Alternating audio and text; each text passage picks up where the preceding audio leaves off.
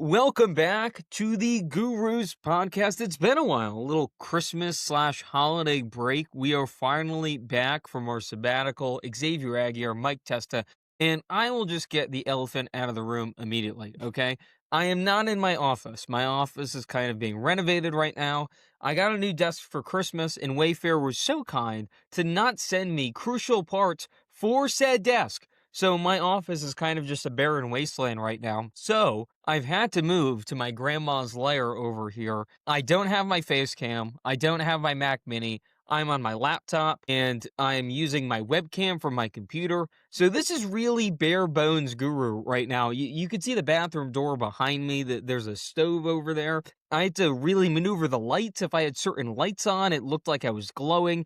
It was a whole thing. So I want the audience to understand I'm doing this for you. Like, I wanted to be back, but I know you wanted me to be back as well. And we're just really excited to be here. Mike, how was your holidays? It was pretty good. By the way, to go back to your point, we have no idea how this is going to work. Like we have no idea. No, I not see really. a microwave back there, but no, yeah. Going back to my holidays, it was fine. It was good. I thought the New Year's for me was a little bit better than Christmas. I thought that was enjoyable. We had some college football playoff games that some of them lived up to the hype, some of them didn't. Overall, I mean, your Ducks won, so that was really nice to see. But overall, the last 3 weeks for me has been watching Quinn Ewers and the Dolphins and Theo Weiss. So it's been better. Like, I've had better days. The Heat had a little bit of a rough patch there. So, it was a decent holidays as far as my sports teams go. But now it's 2026. We got to turn the page and, hopefully bigger and better things. Yeah, my Celtics are 2 in the East. My Ducks have a massive semifinal game in a few days. So sports-wise, I'm doing pretty well. I didn't even mention I had COVID right after Christmas, which delayed our comeback even more. So that wasn't very fun. And to top this all off, next week I will be going across the country to see my girlfriend Emma and go back to my alma mater. Hopefully, Positive Spirits in Eugene. Hopefully, Oregon can get it done on Friday so I can have a really fun week leading up to a national title game in Oregon. So that's on the table. But regardless, I'll be staying with her. I already got the "Are you doing the pod here?" text. And the answer is yes. I am doing the podcast there, much to her chagrin. I was like, look, you can go to the other room. I can do it when you're gone. It doesn't matter. We are doing the pod. The people want the pod. I want the pod. We are doing the pod. The time zone differences. We're going to get it done. We will figure it all out. And the thing that made me laugh about it is she didn't even really care. She's like, are you just really bringing that all in your luggage? And I'm like, yeah, I am. Like, we are doing this. So yeah, look forward to that. We have changed all the socials for the most part to the Gurus Network or the Gurus Podcast Network, Gurus Media Network, one of those key phrases there. Just look up the Gurus and it should come up because we are rebranding here in the big 2-6. We are no longer just X versus everyone. It is X and Mike here bringing you content all the time. And hopefully at the end of January, when I come back from my trip across the ways of the U.S. here and get back to Massachusetts, the office is set up. The background is great. We see something like my Larry Bird signed basketball next to my Anna Vinatieri signed football. It'll be a Boston it's like the dream back here. Yeah, for sure. Maybe a picture of me for no reason, the diploma, whatever it may be. We will be back and running at full capacity. Right now, we understand this is a little makeshift here on my end. That's okay. We're still going to have a great show for you guys. So let's just rip the Band-Aid off and get right into it, Mike. I'm pumped to be back. And it's the NFL playoffs, okay? This is my favorite time of year. Wild Card Weekend. I am so glad we are no longer doing the Super Wild Card Weekend WWE stuff that we had the last few years. We have dropped that. It is just Wild Card Weekend, and we are here for it. So just immediate question. What game are you most excited for this upcoming weekend? Can I take all of them besides the Carolina game? They're all really good on paper. I mean, honestly, and we talked about this in numerous podcasts before, this is the most wide open. I know it's cliche, but you could make a legitimate case, at least in the AFC side, for every single team to win at least a playoff game, at least one playoff game. I mean, again, there's no Lamar, no Joe Burrow, and no Patrick Mahomes. So the AFC side, it's like, we got like 3 toss-ups here. I know you don't think the Houston game is a toss-up, but I think Bills-Jags is the most fascinating. I'm excited to see that. That's my number 1 pick if I was to draft, most excited games to watch. I think Bills-Jags is fascinating for many different reasons. I think the Jaguars, I think we probably both agree, the Jags are a better football team than the Buffalo Bills. The Jags have won 8 in a row. There's only one team hotter than the Jags right now, and that's the Texans, who have won 9 in a row because they beat the Jags in that game to get their run started with Davis Mills, I believe. But Bills Jags is really, really fascinating. Buffalo, you look around the playoff field right now in the AFC, it's Josh Allen, it's Aaron Rodgers, and then the next closest quarterback in terms of playoff wins is CJ Stroud with 2, and then it's like Trevor Lawrence with 1, and then Herbert May and Bo Nix have 0. So if you're Josh Allen, you're And like, one of those guys has to get a win because two of them play each other. Herbert and So May play each other, so someone's going to have 1 by default. And then if Herbert wins, he has to play Bo Nix, and then Bo Nix has none. So it's like you could have one of those 3 guys, Herbert, May, and Bo, who have 0 right now, play in the AFC Championship game. So it's like, if you're Josh Allen, this is, we talked about this, it was our first takey kind of take, but there's so much pressure on Josh Allen in Buffalo right now, and they're road favorites in Jacksonville against a team who's won 8 in a row, including a road win in Denver. Jacksonville has some sneaky great wins this year. They beat San Francisco in San Francisco. They beat Houston once already. Obviously, they split with them. They beat not Buffalo, Denver in Denver, like I said. So they beat Kansas City before Kansas City really started to fall apart. Before they fell apart, exactly right. They played Seattle semi decently close, and then they obviously got their doors blown off by the Rams in London. But they've played some good teams, basically, Jacksonville has. So Jacksonville's red hot, and yet all the pressure's on Buffalo. I mean, I think we agree Jacksonville could probably lose this game. It'd be like, that's a great season for you guys. You went from 4 wins last year to 13-4 this year. You hosted a playoff game. But make no mistake, Buffalo has to win this game, despite us, I think, believing that they're not as good as Jacksonville. But it's Josh Allen, and he's got like 7 or 8 playoff wins. You can't lose to Trevor Lawrence in the first round. You just can't. Not in a playoff field this wide open. I think in a conference where we don't really know what to expect out of anyone, I think Jacksonville's the biggest wild card because they are so hot right now. And literally 2 months ago, we were still talking about this Trevor Lawrence deal as one of the most franchise-crippling deals in recent memory. Yep. And all of a sudden, since then, he's been playing the kind of ball you would have expected when he came out of Clemson, when he was billed as the best prospect since Andrew Luck. And I agreed with that assertion at the time. And to an extent, I still think it's deep down in there. I thought it this year. Someone asked me before the season, casually, they were like, who do you think can really change the narrative on themselves, who like maybe had a shaky last year or the year before and can really, take it up a notch? And I tried to be genuine with my analysis there and not just choose a second-year leap guy, which that just happens all the time. I chose Trevor Lawrence. I said, look, I understand his stock has never been lower, but I still think the arm talent is there. I still think the mechanics are there. I think he's a decently smart guy. I don't really know how to articulate what is wrong with him. Because last year, there was a legit argument that the team was better with Mac Jones under center than Trevor Lawrence, okay? So now that Trevor Lawrence has finally put it together, and it's without Travis Hunter even being healthy, it's without Brian Thomas Jr. even being effective. He's doing this with like Jacoby Myers and Brenton Strange. Parker Washington's been a revelation the last few weeks. Got 800 yards. It's crazy. ETN looked like one of the worst backs in the league to being somewhat effective at this point. I'm just so enamored with, can this last? And I like Liam Cohen. I do.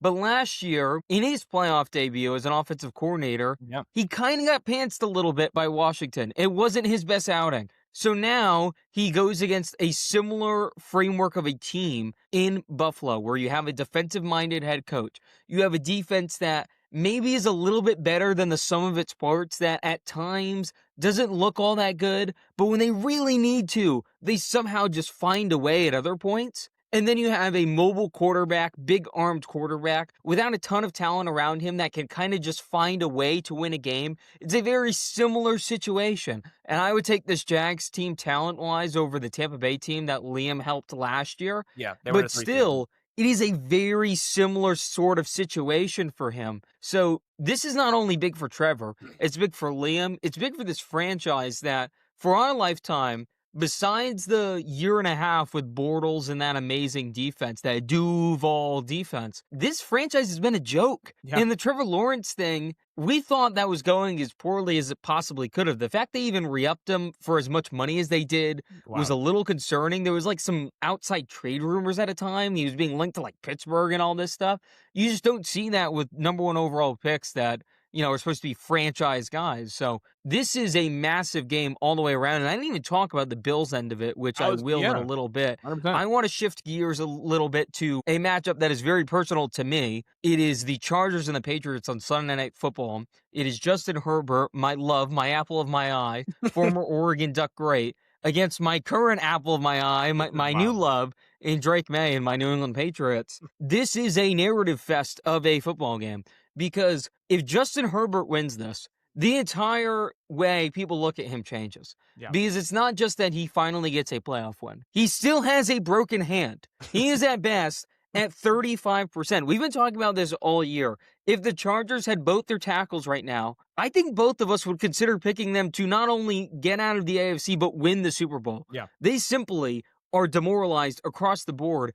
I'm not a big PFF guy, but I do think it's kind of hilarious. The last few times the Chargers have played on Sunday Night Football, they do the player intros, and you see the ranks of the offensive linemen. They're all like Yeah. last at their position. And it's true on tape. If you just watch them play weekly, you don't even understand how the Chargers have a winning record, let alone 11-6. like were really close to winning the AFC West. They were literally a game away from competing for that crown last week when they decided to kind of punt and just take their 7 seed and try to get a matchup with New England, which seems a little bit intentional at this point. They were talking about how Los Angeles, because of their demoralization up front, perhaps New England, the pass rush is a little bit shaky. They figured that's a lot better chance than against like Jacksonville's pass rush or something of that ilk that Pittsburgh, they yeah. could have played, or even Pittsburgh, who, again, shaky team, but that is a tough matchup for Los Angeles, even though they kind of discarded them earlier in the season. Yeah. So for me,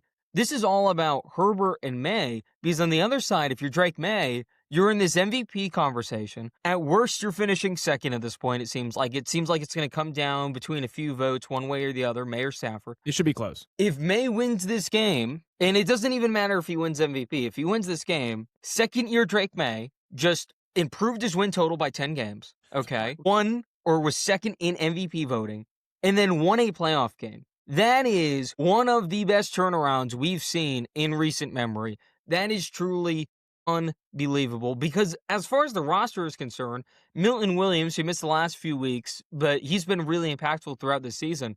There hasn't been really another addition outside of Stephon Diggs that has made this team a hell of a lot better.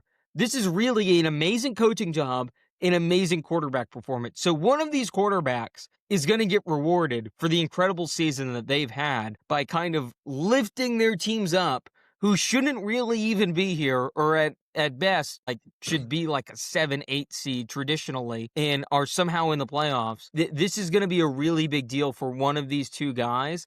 And I'm just really curious how it kind of shapes up because I think New England is the better team and they have better health. But I'm not ruling out a Justin Herbert just goes God mode here either. I'm not ruling it out either. I mean, you know where I stand on this game. I think we talked about it in group chats before. This is so contrary because we have different narratives here when it comes to these two teams. You're obviously a Patriots fan. I could not hate the Patriots more. You're Right. a Herbert guy, went to Oregon. I have anti-Herbert agendas. So you probably want both these guys to win a playoff game. It'd be great for you if they both won a playoff game. Yes. I want them both to lose. I want both of these. I'm not anti-Drake May, but I want the Patriots to lose a playoff game and be one and done. But I also don't want Justin Herbert to win a playoff game. That's not good for my narratives. That I'm still over here on Tua Island. I'm the only guy left on the island, but it's not looking good over here. You know, it's a monsoon. The trees are coming down. We're getting blown away. But you know, if Herbert goes to 0-3 in playoff games, that we'd have a conversation. Not with Tua, obviously. That's long gone. But we'd have a conversation about Herbert now 0-3 in playoff games, wild card every single time. Well, can I say this? And I'm not just saying this because I'm a fan of him. He shouldn't even be here. This team should not be here. So if he loses to New England and it's somewhat competitive and he looks fine, his last game that he played, he was unbelievable in, and he lost because his team can't catch a football or block for him or run the ball. Well, they missed 2 picks. They missed an extra point. If he loses this game, it's like, okay, what did you want him to do? Like, he's supposed to lose this game. He's a dome quarterback coming across the entire country to New England at nighttime. It's going to be freezing. Granted, he's from Eugene, so he should be able to deal with the cold, but still, this is a classic LA team goes to the Northeast, kind of gets their doors blown off because they're just kind of soft, and the Northeast ethos Well, this wins is the out. Jim Harbaugh coach team, though, so it's kind of But you it's gotta a look at Jim it Harbaugh differently. coach team. It's a quarterback that is, again, from a colder environment. So maybe it's close, but I feel like even if he does fall to 0-3, the other two, I'm not going to excuse this. I think is a different category. I Yeah, just that's what don't I'm know saying. what we want from him here. No, exactly. This one you wouldn't be holding against him, but the other two were against AFC South teams who were 4 seeds, and he didn't get it done. Regardless of No. how you look at it, the narratives, because we talk about this is a narrative-driven game, no matter Yeah. how you look at it. In the AFC field, where I believe Allen's the best quarterback in the field, I think these are the next two best guys. Even though Lawrence right now is playing at an MVP level, which is like right when everyone gives up on him, hey, this is the number one pick we saw out of Clemson. But nonetheless, I think May is propped up to be the next guy outside of Allen. And then Herbert, has the acumen. It's like, okay, well, this is his third playoff run now. Same with Stroud, but this is his third time in the playoffs. I think we expect a lot from Herbert and Stroud, but I Yeah. think it's still obviously Allen. But nonetheless, this is a huge matchup for narratives. Drake May in year two to be the number 2 seed with a roster that, and this is not disrespectful. I don't think you guys are there yet. I still don't think you guys are that good. And this might, again, I I think you guys agree. are still a year away. Roster wise, I'm like, there's still some, like, they didn't fix this was a 4-win team last year. I mean, come on. The easiest way to go from 4 wins to doubling or tripling your wins in the NFL, we've seen it happen before, is you get the GM, the head coach, and the quarterback all right. 3 for 3. And that can immediately, not expose, but cover up some other flaws because you can't overhaul a roster in 1 year. It's almost impossible. You can do it in college football now with NIL, but you have to, usually a rebuild takes more than 1 year typically, unless you ace the quarterback and the head coach, which they did. Vrabel, and then obviously year 2, Drake May is an MVP candidate, might win the dang thing. So I don't think they're there yet as a roster yet. They're favored at home. They're a better team than the Chargers right now. And in the AFC, where there's a chance that New England doesn't have to even leave home. I mean, if Denver gets, clipped in round 2 and New England holds serve and wins their home games, they don't have to go on the road this entire playoffs, which is crazy to say. I mean, that is really insane to think about. That's a fascinating game. I think we both agree that Sunday Night Football is the premier window, and they got that game this weekend. They did not get Bears-Packers, which is, of course, the oldest rivalry in the NFL, but let's be real, the Packers are completely decimated. The Bears are a little bit make-a-wish. I mean, they're a little bit, they got to turn you over. I love the Bears, but there's a way for the Bears to win a football game, so that's their Saturday game. But Sunday Night Football, Patriots-Chargers is going to be really, really interesting. The entire AFC should be really, really interesting because it's so like Jekyll and Hyde. We don't know what we're going to get from game to game. How is Herbert still standing? How is New England 14-3? It's like, what's happening here? But that's going to be a really, really interesting game. I think I'm on the Chargers. I've already told you this, but I think they're the side only catching 3.5, going cross country to a team that's supposedly better than them with the PFF rankings of their offensive line, what it is. I don't know if the Chargers can run the football and Herbert makes a couple plays. It's just something about being there before. I don't think Drake May's going to play bad per se, but he hasn't played in the playoff game yet. So I have no idea what to expect against that Jesse Minter defense. I just don't know. So there's question marks on every single team, even Denver, who has the bye and is off this week. There's question marks with them. I'll tell you right now, I am concerned with the fact that the Chargers can go man, and players like Dante Jackson and Taheeb still can get a little handsy, Yeah. so it doesn't always work for them. But New England hasn't faced a ton of man because Drake May shreds it. But the problem is the receivers aren't that good. So if you do get a defense that can play sticky man, no matter how good Drake May is, if your guys can't get open, they can't get open. So I think that eventually Buffalo one game, of these teams, whether it's Denver, whether it's the Chargers this upcoming week, those teams are really built to play a lot of man coverage if they want to. And as long as guys like Riley Moss and Jackson aren't getting penalized every other snap, that could really be a big issue for New England because, again, they've really been doing this with a lot of, cast-offs, plugging play guys. Like Efton Chisholm or Kyle Williams, either a undrafted free agent or a rookie who really hasn't played a whole of a lot. Like he's been in the games, he just hasn't been effective. Kyle Williams, that is. Kyle Williams out of Washington State, yeah. One of those guys is gonna be on the field quite a bit, and they're gonna have to be decent because it can't just be Booty and Diggs because Matt Collins is out and Henry's kind of limped to the finish line of the season. He just simply hasn't been very good the last month and a half. So one of those guys is probably going to have to be a factor, and I just don't know if either are ready for that because they really haven't brought Efton Chisholm along until the last few weeks. And Kyle Williams, again, has been on the field, hasn't really been utilized all that much, and just has looked like he's on a different page than Drake May. So we'll see. I have concerns about New England as Well, well. I well, just think they're a better team than the Chargers at this current point in yeah, time. no, I mean, they are, but also, and correct me if I'm wrong, New England's the only thing that they've been saying all year. It's like, okay, prior to that Buffalo game, which they did lose, they haven't been the best, run football team in the world. Like they don't really rely on the run. I know they have Henderson and Stevenson. I know you guys ran all over us. I'm not saying that's the most recent thing, but throughout the year, I don't think New England's been the most imposing ground game team in the world. So if this is one of those, No, not at all. yeah, I And mean, if part it's of that kind that of game, is the concerns with Ramondre Stevenson stemming from the beginning of the season when he was having that fumbling bubble issue. issue. The other part is as great as Trevion Henderson's been at a time, and this was a problem with Leonard Fournette for a while, and it's kind of a hard thing to describe if you're not a real like football geek like us. Would you rather have a running back who gets, 5 to 6 yards a carry and then maybe has a 10, 20 yard carry throughout a game? Or would you rather have a running back get 0 or 1 yard a carry about 10 times and then has the home run shot? Because Right. that's what Trevion Yeah. Henderson is. He's not a consistent running back at all. He's He the he home run actually hitter. Yeah. struggles to break tackles at a consistent clip at this point. He always looks like he's going to, but at the end, he just falls over. So that's kind of a work in progress with him. So you see all these highlights, these amazing runs that he has, and those are great. But from a down to down basis, if the other team isn't really fearful of your run game, it doesn't really matter if you have that one, maybe two home run shot ability every other game. You need more consistency. It's not like Henderson's doing that every game, by the way, guys. It's Right. like, again, once every 2 to 3 weeks, he has that highlight run. So, yeah, you're 100% right. Their run game has to be a little bit better. The Chargers, their defense has been all over the place. There's times where they just get walked down the field and then they immediately clamp up after They that. bend but don't break. Yeah. Yeah, so we'll see how Jesse Minter is able to handle this. May's been kind of phenomenal, obviously, throughout the season. He hasn't really been tripped up by much. More than anything, it seems like weather's affected him. If it's clear skies, he's kind of ripping the football. He was a little shaky in Buffalo and in Tampa when it was raining a bit. Yeah. So if you're the Chargers, you're trying to work the weather machines. But Mike, we spent a lot of time on the games. I want to focus in on the players, which we kind of just did, but I want to go a step further because you mentioned one of these guys, and it has to be said. This Josh Allen thing, I don't think he's been getting enough media coverage. And we've been on this for about 2 months now, since Yeah. we've seen how the AFC playoffs were presumably Yeah. shaking out, especially once the Chiefs were out of it and the Bengals were never really in it to begin with. This felt like Josh Allen's playoffs. And the Bills are one of the hotter teams in the NFL. It hasn't felt like it, but they've had really good results the last few months, even in a game that they relatively stunk in, which was that Philly contest at home.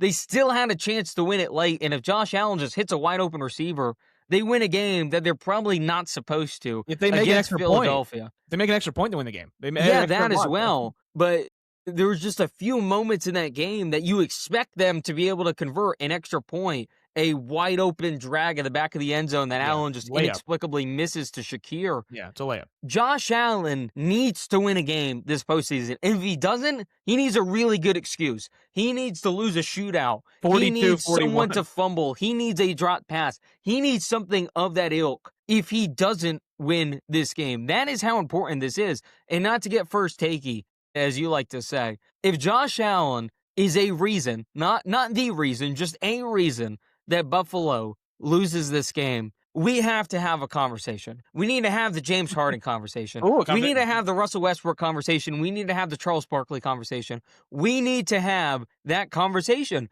I love Josh Allen. It's hard for me to root for him a whole hell of a lot because he's on a direct rival. It was a lot easier when my team was winning 3 games. I didn't really care at that point. Yeah. Right now, it's a little bit harder, but I am a Josh Allen guy. I believe in this guy. He's one of my favorite players in sports. But in the same breath, I try to be on America's Honesty Brokers board of directors, okay? I try to be as honest as I can, unbiased as I can when I talk about these things. It's just too many examples now. And he's had moments that you can excuse away, but how many moments can we just excuse away throughout this guy's career? At some point, you just have to find a way. And this is one of these games where you just have to find a way. Because if you look at the landscape, you are the alpha here. You are the best guy. Your defense is good enough, in my opinion. You have an all-pro running back in your backfield. Your wide receivers are a little bit They shaky, kind of but stink. they've done enough throughout the year, whether it's the wide receivers or the tight end. They've just got open enough times for it to not matter a whole hell of a lot. They've been fine when they've needed to be. He needs to win this game, Mike, because if he doesn't, it's going to get uncomfortable fast. And on the other end of the spectrum, I also want to bring this name up because Josh Allen's an easy answer for us anyway, right? But on the other end of the spectrum, Bo Nix is an NFL laughingstock at this point, okay? He is a one seed in the AFC. No one respects him. No one thinks this guy is any good. I remember a few months back, we were watching the Broncos-Texans game where Bo Nix tried to throw about 15 interceptions, and they were just all dropped inexplicably. They won that game. It was a big deal for them at the time. That is kind of the Bo Nix experience. It's a lot of playing with fire, and can he just get it done in the waning moments of these games? To his credit, he's been able to kind of do that, right? Obviously, they have the one seed. He's had some great wins, including beating Philly in Philadelphia, where he kind of took over late in that game. He did. He had an amazing win against Kansas City at home, right before Kansas City finally collapsed. He was kind of the nail in their coffin, where he has this great come-from-behind victory against them. He's had occasional moments. Yeah. Yeah, but Mike, here's the problem with all of this. He hasn't looked as good as he looked last year, at the end of last year. I know he got blown out against Buffalo in that playoff game, but heading into that, he was playing some unbelievable football. He was. I'm thinking that Cincinnati game, he was just pulling stuff out of his ass that was working. It's a better team. It's a better offense. It's another year in Sean Payton's system. Why has he looked so anemic? And for me, if he's able to win a playoff game and look good in said playoff game, that'll really change the trajectory of how we think about Bo Nix moving forward. Because yes, he's a little bit older for a second-year guy. I grasp all of that.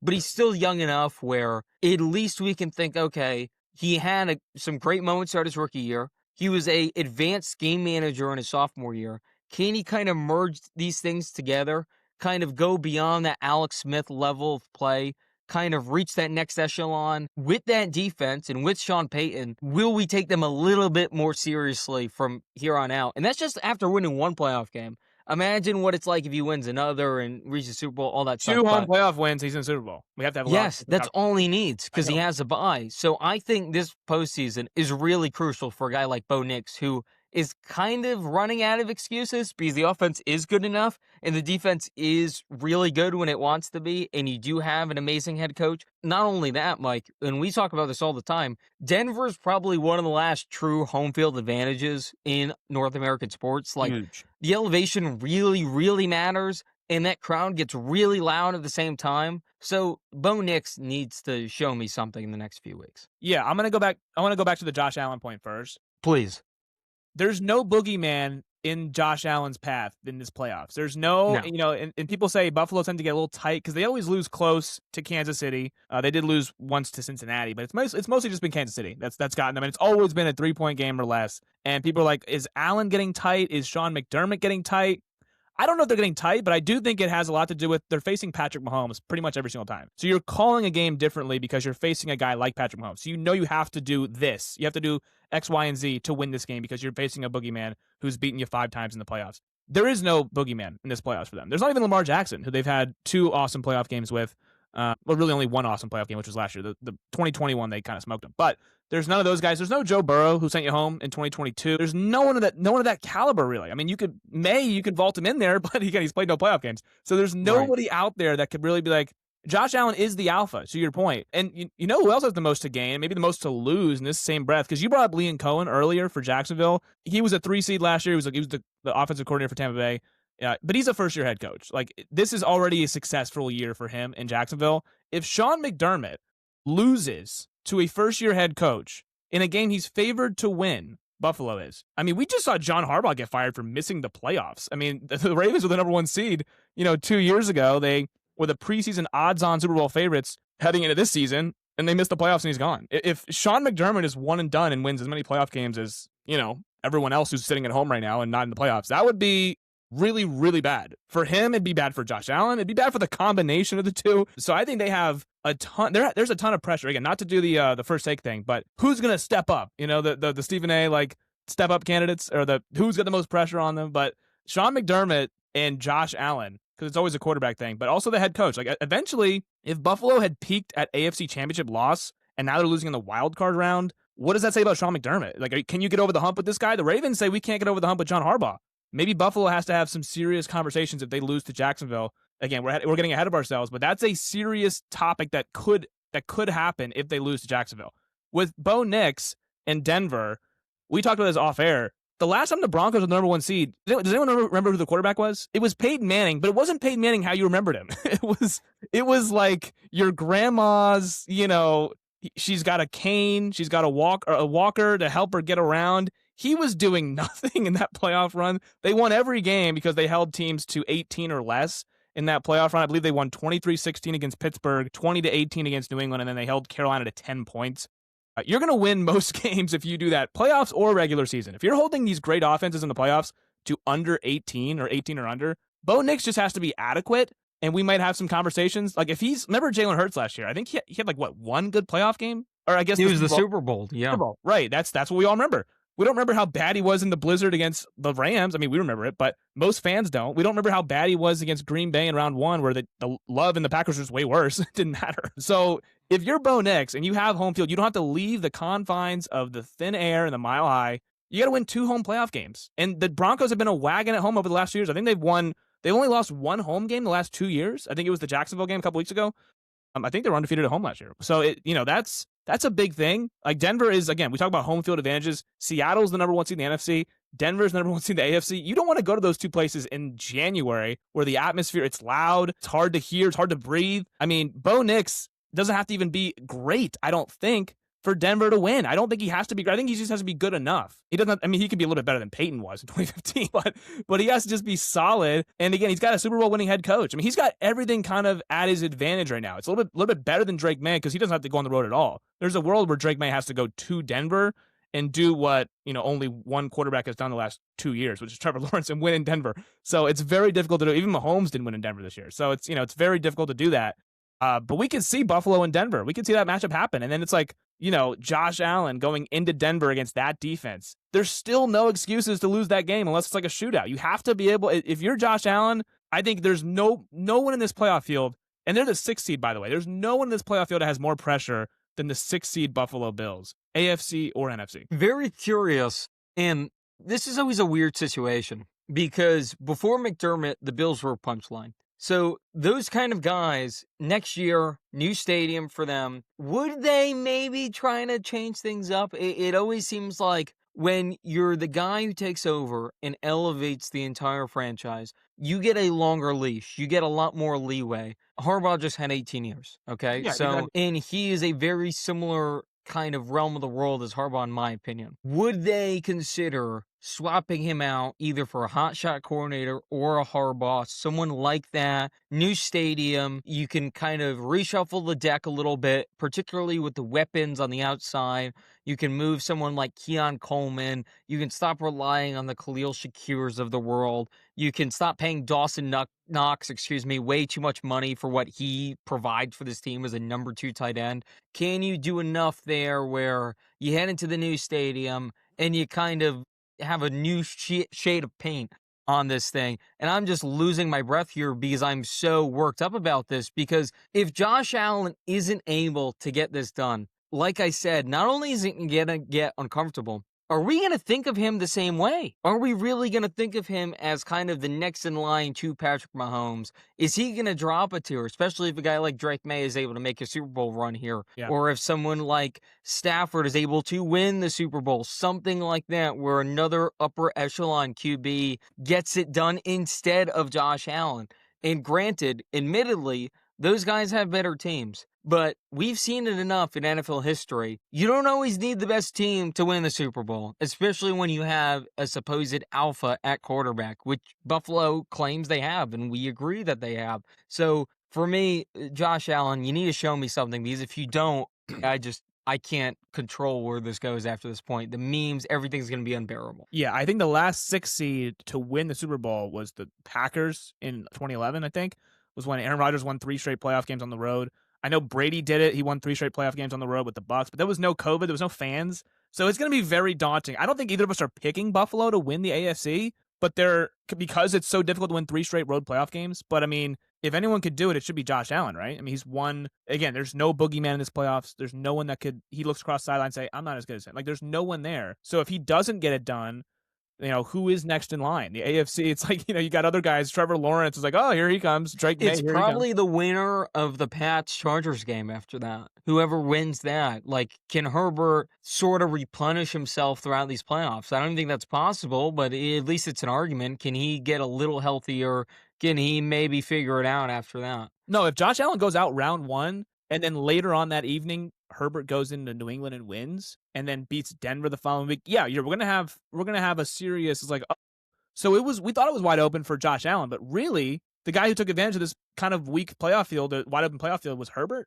Like, it could be, we could have that Yeah, conversation too. or So it could be May. It could be May. He Could could be knock off Herbert, and then he'd get the winner, presumably, of this Jackson. weird Steelers-Houston game. Like, what's going on Well, there if Buffalo were to win? right, if Buffalo were to win, but if Buffalo goes out round 1, then you look at, like, Jacksonville has a winner. Jacksonville, yes. Then they'd play Jacksonville and Yeah. then be May or Lawrence. There's so many combinations there that it's kind of mind-numbing. Real quick, before we get into our game picks, under the radar storylines, anything you're kind of looking out for that not really anyone, it's not on their radar, but it's on yours. So here's what I want to talk about real quick. It's not under the radar per se, but we talked about, who could be next in line as far as quarterbacks go. Like, we talked about off air. What if Hurts wins another Super Bowl? Like, what if he goes back to back? I don't think either of us view him as like an upper echelon quarterback. But, we talked about if Allen misses the opportunity, if Stafford doesn't get there, because he's also got to win 3 road playoff games, it's going to be very tough for both those guys who are wild cards to do it. Here's something interesting real quick. If chalk holds, which, maybe it won't, maybe it will, who knows? If we just go chalky and the two teams who are unbelievably tough to beat in January in their buildings win 2 home playoff games, the Super Bowl would be Bo Nix against Sam Darnold. I don't think I could wrap my mind around a Super Bowl being Bo Nix and Sam Darnold. What's big for the legacy of Bo Nix against Sam Darnold in the Super Bowl? I don't think I can, feasibly get there. I don't think it'll happen, but I'm just saying, like, if it does, they're only 2 playoff wins away from getting there. What if the Super Bowl is just chalk? What if it is Denver and Seattle, a rematch of Super Bowl 48? What if it is Bo Nix, year 2 quarterback, against Sam Darnold on his 5th team? Where would where would our brains go? It's like, what are we doing with this? How is this possible? We got no Matthew Stafford and the Rams. We got no Drake May and the Patriots. We got no Josh Allen, no Herbert. Forget the Niners and Eagles, big brands. Nope, we got Sam Darnold and Bo Nix. No Aaron Rodgers in the Super Bowl. We don't have any, like, what are we going to do as a sports, like, as a media, if it's Denver and Seattle, who might be the 2 best team? They might be. But quarterbacks-wise, I don't think either of us are calling Bo Nix. I can't even speak on it because it's not even feasible to me. I don't think it's even possible, but it is. It technically is. But that's what I'm saying. If chalk holds, it is, but we don't think it's like I'm not going to be appalled if we get really any Super Bowl matchup besides if it's like Carolina or Pittsburgh. But, like, genuinely, I think we can make a case for anyone in the AFC to get out of the conference. So I think and that includes Denver, obviously. So, like, if Denver gets Super Bowl, I would not be shocked. If Seattle wins 2 home playoff games, I would not be shocked.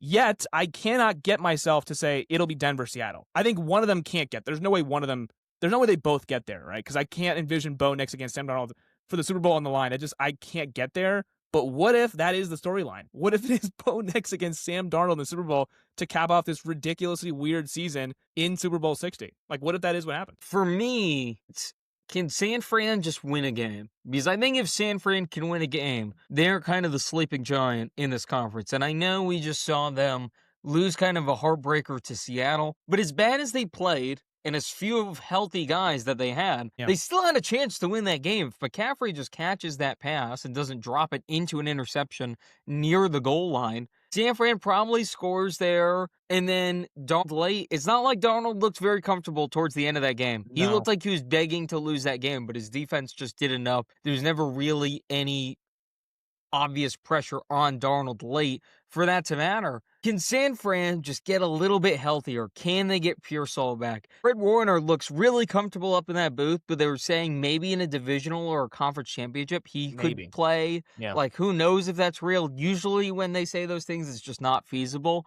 But maybe it is Fred Warner. He is kind of a superhero-esque human being. Well, could they possibly get him back? Could they get Trent Williams back? Because that game against Seattle, Purdy was getting mauled. I mean, they couldn't protect him. That's why I think Seattle Trent would be massive as well. Not just Pearsall and Warner, but yeah, Trent as well. They have so many injuries across the board. If they can just get a little bit healthier, just a teeny tiny bit, I feel like not only do we have to have a Shanahan conversation for the coaching job he did this year, which I think, in my opinion, more so than Cohen and Vrabel and Ben Johnson, I think was the most impressive thing this entire year. If he can win a playoff game, I just wouldn't rule it out. Look, he chokes in the waning moments of the Super Bowl. I think that's overshadowed how amazing this guy He's is unbelievable. at coaching this sport. He is my favorite coach in the entire field right now as it's constructed. It's him or McVay. It's gotta It yeah, has to McVay be for me, one of yeah. those 2 Yeah. guys. I trust them more than anyone else. So, we'll see who we trust here, Mike, because it's time to do it. It's time for our game picks. For the first time in a long time, I just don't know. Most years I have an idea, whether it's right or wrong, I have I no idea. think I have an idea. This year, I don't know damn. So, let's just go through it quickly. Rams at Panthers, who do you got? This is the only one I'm sure about. The only one. Other than this one, I'm not actually certain on any of them. I think the Rams should if the Rams lose this game, it would be the biggest upset since Beastquake in 2011 when the 7-9 Seahawks beat the defending champs 12-4 Saints as like 12-point underdogs. This is like a 10.5 point spread. The Rams should win and win easily. Easily. This is like basically a bye week for them. I agree, and that's why it's concerning to me. Because it's the only game I feel good with. And that's kind of concerning. And I feel Yes, it like is. we've watched enough sports. Usually when this happens, it's not as clear cut as you think it is. And So you're even saying if it gets a little dicey at the end, I just can't see the Rams losing this game, especially with Devontae Adams presumably coming back.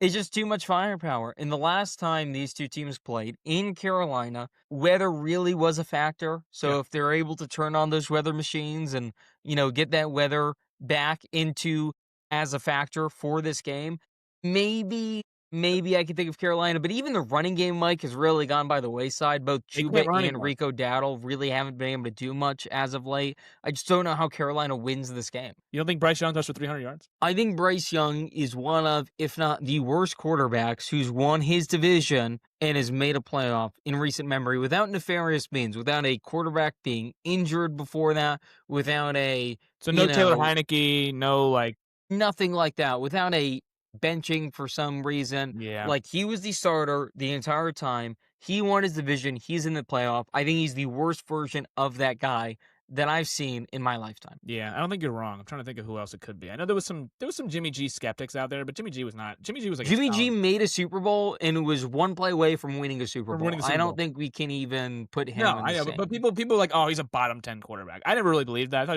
it was pretty top 20. I mean, I don't think Bryce Young. I thought he was closer to the top 10 than the bottom 10, if Yeah, I that. agree. I agree with that. Yeah. I agree. I think I had him in the middle in the teens or whatever. But yeah, they might be. I might be Bryce Young. It might be Bryce Young, at least from what I can remember. Maybe there was a Texans guy in there somewhere, but yeah, the Yeah. Rams. The Rams should be a safe bet. I think. Now they are calling for lightning possibly on Sunday or on Saturday. The game's on Saturday. Yeah, you're a local.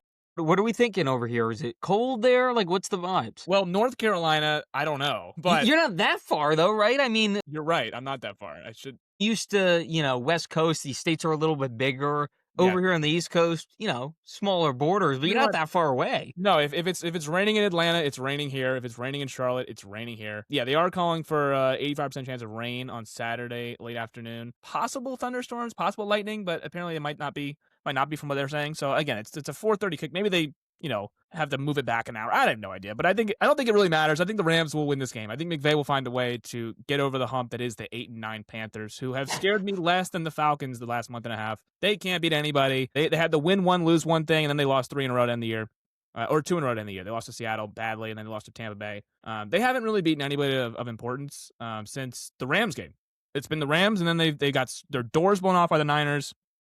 They got their doors blown up by Seattle. They lost to the Saints in the midst of all that. I mean, they really haven't beaten anybody important outside of the Rams. I guess they beat Green Bay early in the season, but Green Bay was kind of like losing to the Browns at that time. So this should be the Rams. To me, this is the Rams. By the way, Carolina also got their doors blown up by Jacksonville in week 1. So every good New team. England. New England blew their doors up. Buffalo beat them like 50-0. So they've faced a lot of good teams this year. They have 2 wins to show for it, which is the Rams win in the monsoon and then the Green Bay win in Lambeau Field. So. And that was when they were running the ball really well in Green Bay. So they're not running the ball anymore. So you have to basically bank on Bryce Young having a great playoff game, which I'm not going to bank on. I think he's terrible. Anyway, Packers at Bears. I think I had Green Bay. This hurts me. This hurts me. I like the Bears. You know how much I ride with the Bears. I'm a big Caleb guy. I think Caleb's better than Jordan Love. I don't really care. If that's unpopular, I think I would take Caleb, but and Love is back. Love is healthy.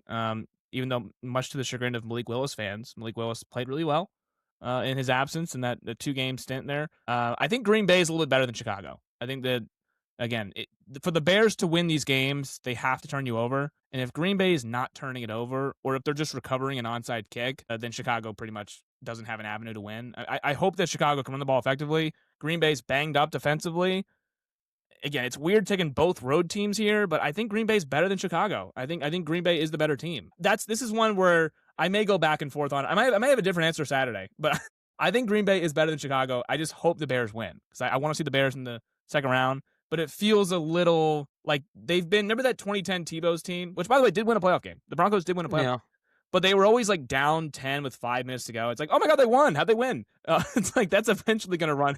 You're eventually going to get your doors blown off. And Denver did by New England in that divisional round. So either whether Chicago wins this game and then gets blown out next round, I have no idea. But I think the line is 1 and it's a 2 versus 7 matchup. What does that tell you? It tells you that the 2 seed is not very highly sought after. They don't think Well, we saw this matchup a few weeks ago, and one team was clearly better for 59 minutes. So Yeah. to me, I have to pick Green Bay.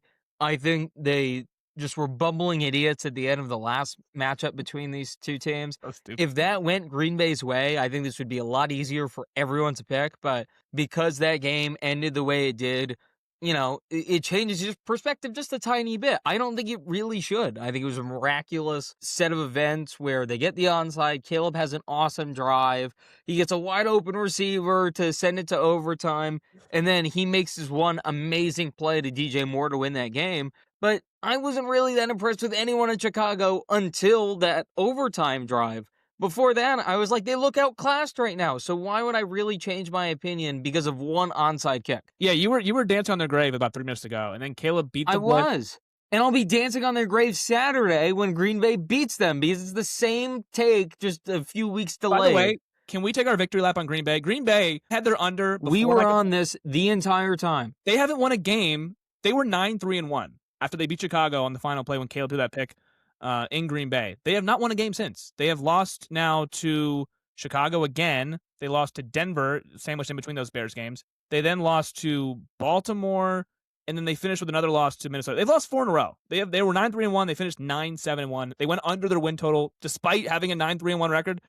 I don't think Green Bay's any good either. And again, it's more situational. No, this is both teams kind of stink. I'll take the team with who I presume to have at least an equal quarterback. Yeah, but the better head coach. I think LaFleur is a better coach than Johnson right now, as it's constructed. I just think he has more experience, and I think that can easily change the next few years. And I think a lot of people would say, well, Ben Johnson has the upside. I agree with that. Just right now, I'm going to take the experience of LaFleur in these moments. Well, by the way, Green Bay, we called their season over. We did that emergency podcast when Mahomes got his towards ACL. Well, Micah Parsons, when he tore his ACL, I think we declared Green Bay season over. They were 9-4-1 off that loss to Denver. They're 0-3 since that loss to Denver. So, yeah, 4-game losing streak. And it's not really their fault per se, but it is their fault for saying, hey, we were Micah Parsons away. And then the second he goes down, you haven't won a game since. And they really haven't even been close to winning. I know they should have won that Bears game. Other than that Bears game, they were never really in that Ravens game. They got 40 hung on them by a Ravens offense that hadn't done that to anybody really. And then the Vikings game, obviously they rested all their starters. But nonetheless, I don't think Green Bay's that good. And again, I'm picking them reluctantly, but I may have a different answer Saturday. I don't know. I think the Bears have a lot of voodoo magic this year that it's possible for me to see them win 1 playoff game. I don't think there's any way they win 2 playoff games. Yet I know there's no way Green Bay wins 2 playoff games. Because if Green Bay wins this game, hypothetically, the 7 seed automatically goes to the 1.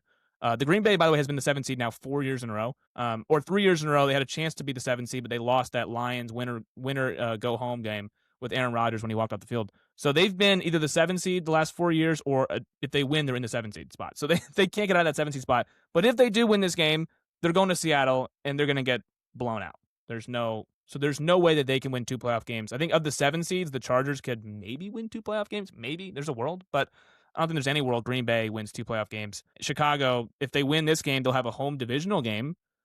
I still don't really think I'd pick them in that game unless they're playing Carolina. I wouldn't. Unless they're playing Carolina, which is if Carolina wins, maybe. But I don't think I'd pick the Bears to win 2 playoff games either. These feel like whoever wins the wild card of this matchup will lose on divisional weekend. Bills at Jags. Boy, oh boy, oh boy. I'm taking Buffalo. I'm taking another road You team. are. I'm taking another. I'm sorry, Trevor Lawrence, my alma mater quarterback. I can't envision Buffalo losing. in the wild. I don't think the ratings will want an AFC playoff field with no Josh Allen on divisional weekend. I just don't think they'd want that. I think Buffalo makes enough plays. They've been here before. Jacksonville, first home playoff game since that crazy come from behind win against the Chargers. Buffalo can't lose this football game. I think they know that. I think that's why they're favored on the road, even though they're not as good a football team as Jacksonville. So again, I think Buffalo is the side. I wouldn't be shocked if Jacksonville wins. Again, these are all like coin flip games to me. I think Jacksonville is definitely better, and there's a world where they win. Buffalo, everyone can run on Buffalo. Heck, you guys did a couple runs against Buffalo. Everyone runs on Buffalo. We ran for like 200 yards against Buffalo. If the Bills' run defense just makes enough plays, they're getting a little bit healthier now. I think Josh will make enough plays to win them the game. And again, I like Trevor. He's been playing really well the last 2 months. However, if you ask me, it's a 3-point game with 8 minutes to go. Who converts more third downs? Who makes enough plays with their legs? I'm going to take Josh Allen. Until proven otherwise, I'm probably going to take Buffalo. And I don't think Buffalo's any good. Same thing with Green Bay. I don't think Buffalo's any good. This is one of the worst teams. This is really tough for me. I think Jacksonville is significantly better as a team than Buffalo. I think head coaching wise, at this point, even with the experience of McDermott, I think I'd rather take the unknown of Cohen. I really would, because I think McDermott has just blown too many games where I think he should have won. Against quarterback, obviously we lean Buffalo, but with all those other factors, it's tough to really come to the conclusion that Buffalo is going to win this game. And yet I'm going to pick them because I just can't imagine Josh Allen doesn't win at least one playoff game in this field. I simply cannot imagine it. The history of this league, the best quarterbacks just win games like this. And we've seen Hall of Fame quarterbacks lose to bums before. I watched Drew Brees lose to Case Keenum. I've seen Tom Brady lose to Mark Sanchez. I've seen it many times, okay? And this could be another example of this. But there's just too much on the line.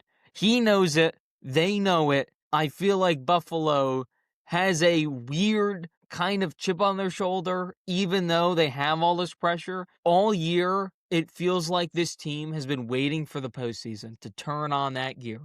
And that's kind of been the word around the team where, we feel great about parts of this team, the quarterback. I like the pass rush on occasion. I think the corners can be a little sticky at times and at least cause a little bit of havoc. And then you see like Trey White allow a 50-yard bomb, and you're like, okay, I don't know now. But regardless, they have some moments. They have some guys. There's really no rationale that I can come up with to tell you why Buffalo's going to win this game. I just tried. I can't do it. As much as I'm thinking about it, there's no analytic. There's nothing that I can tell you. I just think it's going to happen. Give me Buffalo. Yeah, by the way, those corners, all those things, those are issues against Kansas City. When you're facing Mahomes, you need a third down stop. It's like, ooh, we don't really have the best corners in the world. Ooh, we can't really get there with 4. I think against these quarterbacks, I think Buffalo may be able to just squeak by anyways. Again, I kind of just trust Josh Allen here. This is again, I'd rather have the unknown. I'd rather have everything with Jacksonville other than the quarterback in this sense. But yeah, we've also seen Big Ben lost to Blake Bortles in the playoffs before, so it could absolutely happen. That was the last time the Jaguars won a playoff game, by the way, was Blake Bortles going into Pittsburgh and winning. So it's very feasible. I think I'm gonna take Buffalo. I think I'm gonna take Buffalo until I can't imagine a divisional round with Trevor Lawrence against Drake May or CJ Stroud or Aaron Rodgers, and you don't have Josh Allen in there. It's like, that feels like a big void. You gotta have Buffalo in there. I'm gonna take Buffalo. Let's pick up the pace a little bit because we still have a whole nother part of this podcast we want to hit too. Yeah.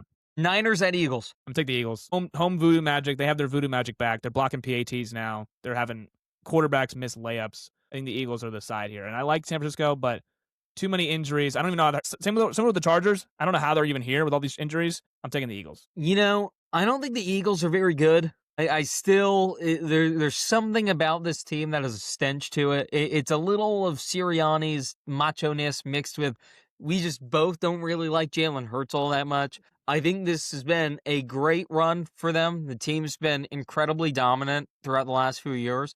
I'm not picking a 4th road team, but I will say I think the Eagles bow out in round 2, but give me them here at home in the wild card. I think the Niners just a little bit too banged up right now. I think if they were able to win this game, just build the Shanahan statue, but I'm not expecting anything. The rosters aren't even that really. Again, it's Shanahan over Sirianni. And to me, it's Purdy over Hurts.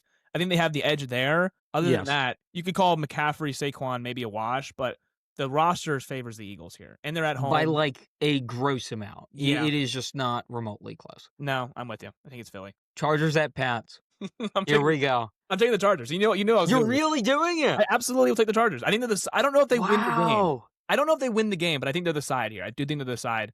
I think the Chargers eventually have to get over the hump. If you knock on the door enough times in the wild card, again, we've seen with Marvin Lewis, you lose in the wild card every round. I think the Chargers eventually will break through. I don't know if it's this year, maybe it's not, but I think this is as clear a path as they will have against a team who this is not disrespectful. You've beaten one team with a winning record all year long. Mm-hmm. This would have to be number 2. Because unfortunately, Carolina, the entire South finished under 500, so you don't get any of those wins. So only one win over a 500 team all year. It's Buffalo. In Buffalo, early season, Buffalo had their mid-season crisis thing. I think the Chargers find another way. Harbaugh has been weirdly been able to find a way to win some of these games. Not playoff games yet with the Chargers, but he's been able to find a way to win some of these games against teams that they really shouldn't beat. They should never have beaten that Eagles team. Hurts turned the ball over 4 times. That's the only reason why they won that game. The Mahomes, the Chiefs game, I thought they were going to lose like 8 different times, and then they win it. And it's like the Broncos game early in the year, Herbert makes an unbelievable play. If he doesn't make that play, they lose that game. Bo Nix misses a throw down the sideline. I don't know how the Chargers find ways to win. They have 11 wins. Feels like they're like a 7 or 8 win team, but they have 11 wins. Maybe they win this one. I'm gonna take the 7 over the 2 again. And again, not with much confidence. I think Green Bay, Chicago, if that could go either way. Both 2 versus 7s to me could go either way. To me, this should be a 6-point line. If the Chargers are really that bad, and if the Patriots are 14-3 good, this should be at least a touchdown. And they're going across country to it. They should, but it's not. And I think the Chargers have something to them. And I don't want to say that. I don't want the Chargers to win, but I don't want the Patriots to win either. Maybe a little bias here. I don't want the Patriots to be good anymore, but I'm gonna take the Chargers here. I'm gonna take the Chargers with not much confidence, but I think that's the 7 over the 2 there in Sunday Night Football. I think it's more likely that the Patriots win this game by double digits than they lose this game. Okay. Give me New England. I've heard everything you can possibly hear about the schedule and about the opposing quarterbacks and all of this stuff. They've won 13 of 14 games, and they were up 21-0 in the game they lost. I don't care if you play the Cleveland Browns 14 times. That is an unbelievable feat that I just simply don't think enough people have really understood throughout this entire run. That is 3 months of dominating football games. And I like the Chargers. I like the pieces that they have when they're fully healthy. Their weapons kind of stink, more so than people realize because of the name value attached. Keenan Allen is washed. Quentin Johnston was a fun story for the first 2 or 3 weeks of the season. Ladd McConkey's been absolutely nowhere. Ladd McConkey, because of the Keenan Allen addition, has kind of been obsolete a little bit. Oronde Gadsden can't catch anymore. They're without both tackles. The interior of the line wasn't really good to begin with all that much. I get all that. If they had one of Alt or Slater, if not both, I think not only would I take the Chargers, I'd probably take them to win the AFC. But without those guys, without Herbert having any real time, without the running game being able to be established because of how bad this offensive line is, I don't see it. I simply do not see it. I can't believe they're here. I'm happy they're here. Maybe not happy they're against my guys, but I'm happy they made it. I don't see it. I can't conceive them winning a playoff game with how battered every single person is on this entire team, including their star quarterback, the only reason they're in this spot. Yeah, I think there was a Cleveland against Pittsburgh Sunday Night Football wildcard game a few years ago, and the Browns were without their top 2 guards, Bitonio and Teller. Stefanski had COVID and couldn't coach the game, and they still somehow won. I don't know. I don't know. It's one of those games where, yes, I hear all of that, and I'm still taking the Chargers. I don't care. Well, that's because Pittsburgh's bumbling idiots in playoffs game. Oh, wait. What's that? Here they are. They're back. Here's Pittsburgh. Houston at Pittsburgh. The Texans at the Steelers. I'm going to start here, and this one is going to go a little long. I said before the season, when we did our Superlatives pod, our pilot episode for the Gurus. Oh, boy. I said that this was the year that the streak ended, that Pittsburgh was going to be under 500. They weren't going to make the playoffs. This was it. I think there are about 18 moments this season where that could have happened, where they probably should have lost. They definitely should have lost to New England. They probably should have lost 10 other games, including the one on Sunday to Baltimore. They should not be here. They should be under 500. They should be at home. Somehow, some way, Mike Tomlin waves his magic wand, and here they are. Rodgers has been kind of terrible for a lot of this season, and then other moments he's been kind of awesome. It's kind of all over the place. been Jekyll and Hyde with his effectiveness, as has the running game with both Warren and Kenneth Gainwell. Kenneth Gainwell is like a guy now. Who He's saw that the coming? only reason why they're over 500. Like, the only reason that their offense is even passable. DK Metcalf is back, so they at least have a wide receiver to throw to now that isn't Calvin Austin or Roman Wilson Or me or and you. Adam Thielen or MVS or one of these other random guys, one of the 5 tight ends that they have. Pat Fryermuth had a good game. None of this makes any sense whatsoever. You look at the other side, it's Houston. Probably the hottest team in the league as far as what have you done for me lately and who have you beat lately? They had a good win against Los Angeles. They've just really found ways to win this game, even on Sunday in a game that didn't matter a whole hell of a lot against Indy. They probably shouldn't have won that game. They found a way late against Riley Leonard, of all people, to come through and were able to secure this spot against Pittsburgh, this illustrious spot. You want to be against Pittsburgh. I don't like either of these teams. My best bet before the season was I thought that Houston wouldn't win the AFC South, and that was correct. But it Really? wasn't in the way I thought it would be correct. No. I thought Houston would be like an 8 or 9 win team, and someone would just win 10 games. They were We were trending that saying way. Jacksonville or maybe even Tennessee if they got good play out of Ward. Obviously, the Tennessee take was laughable. The Jacksonville take was spot on. They won the division. That was great. I can't believe I'm doing this. No, you're not. I'm doing it. I've picked 1, 2, 3. I've picked 3 road teams. 4 road teams is a lot. Mike Tomlin has almost lost too many of these games now. He's almost been on the wrong side of too many. It was kind of the James Harden thing. Like, eventually he's going to have a good playoff game. Like, it's just going to happen. I can't do it. I'm picking Houston. Yeah, come on. I thought about it. I did. I thought about it. I think there's something weird with, Pittsburgh at night, standalone Monday Night Football game. I know the history of Pittsburgh on Monday night. Do you? I think Rodgers might leave in a stretcher on this one. I thought it for the last few weeks. This is the game. The end of Aaron Rodgers is officially here. It is over. Houston wins this game and punches their date with New England next week. Yeah, on paper, the Texans should absolutely rout the Steelers. There's nothing good about the Steelers offense right now. I think Aaron Rodgers is keeping it afloat right now. I think that he's throwing the ball to me and you. I think his neck up. He's been better the last few weeks. For yeah, sure. I think the Browns game was really, really embarrassing, but they were just trying to not get sacked. But yes, the last month and a half, really, he was great against Baltimore in Baltimore. He was great against the Dolphins, albeit that team stinks. He was really good against the Lions, and then he had that really bad game. Yes, he was. Yeah, so other than the Cleveland game, he's been good for 4 of the last 5 weeks. So that's been really helpful. On paper, Houston's a really bad matchup for Pittsburgh. Houston can get there with 4. They can make Rodgers' life miserable. He wants to throw the ball quickly anyways. He's going to have to. He's got no choice against his team. Yet, no game in Pittsburgh on Monday Night Football is played on paper. None. So Pittsburgh will win this game. Pittsburgh will win this game. This is my lock of the week, and they are getting 3. It's home dog Tomlin. It's home underdog on primetime Tomlin. It's home underdog on primetime on Monday night at home. Again, home underdogs on Monday night. They don't lose Monday night games at home. They don't. We will think of a friendly wager. We'll put it on socials. After this, we'll brainstorm a little bit. We'll think of a friendly wager. I will take Houston and the points. Yeah. I don't even think Mike needs I don't need the Pittsburgh points. and the points. He Don't even doesn't need the even points. need it. He just wants Pittsburgh. But we'll think of a friendly wager for this. Your lock of the week is insane. I'm taking Houston. I'm so sick of this Pittsburgh voodoo crap. It is so ridiculous. They should have like 6 wins. The fact they're here is just pure the football gods. When did I text you on Sunday Night Football? I said God is from Pittsburgh. He It lives is in just Acrisure Stadium. too many times. Rodgers throws the touchdown. He does the Super Mario thing and he points to the heavens. That was so apropos. It is so obvious that there is this extraterrestrial force that just forces Pittsburgh to win these games, and then they go to sleep in the playoffs for some reason. They're like, we've done enough for you. You're a 6-win team. You're in the playoffs. That's enough. You can bow out now. And that's been the story of Tomlin's last decade in Pittsburgh. Yes, 9 years. It's going to be the story on Monday night. It's Yeah. over. So they should have lost that game 6 different times. It was a game where Pittsburgh had 2 blown coverages in the game. Or not blown coverages. One of them was a blown coverage. The other one was Herbig and Highsmith have Lamar dead to rights. He escapes and throws an 80-yard touchdown. It's like, okay, Pittsburgh loses the game now.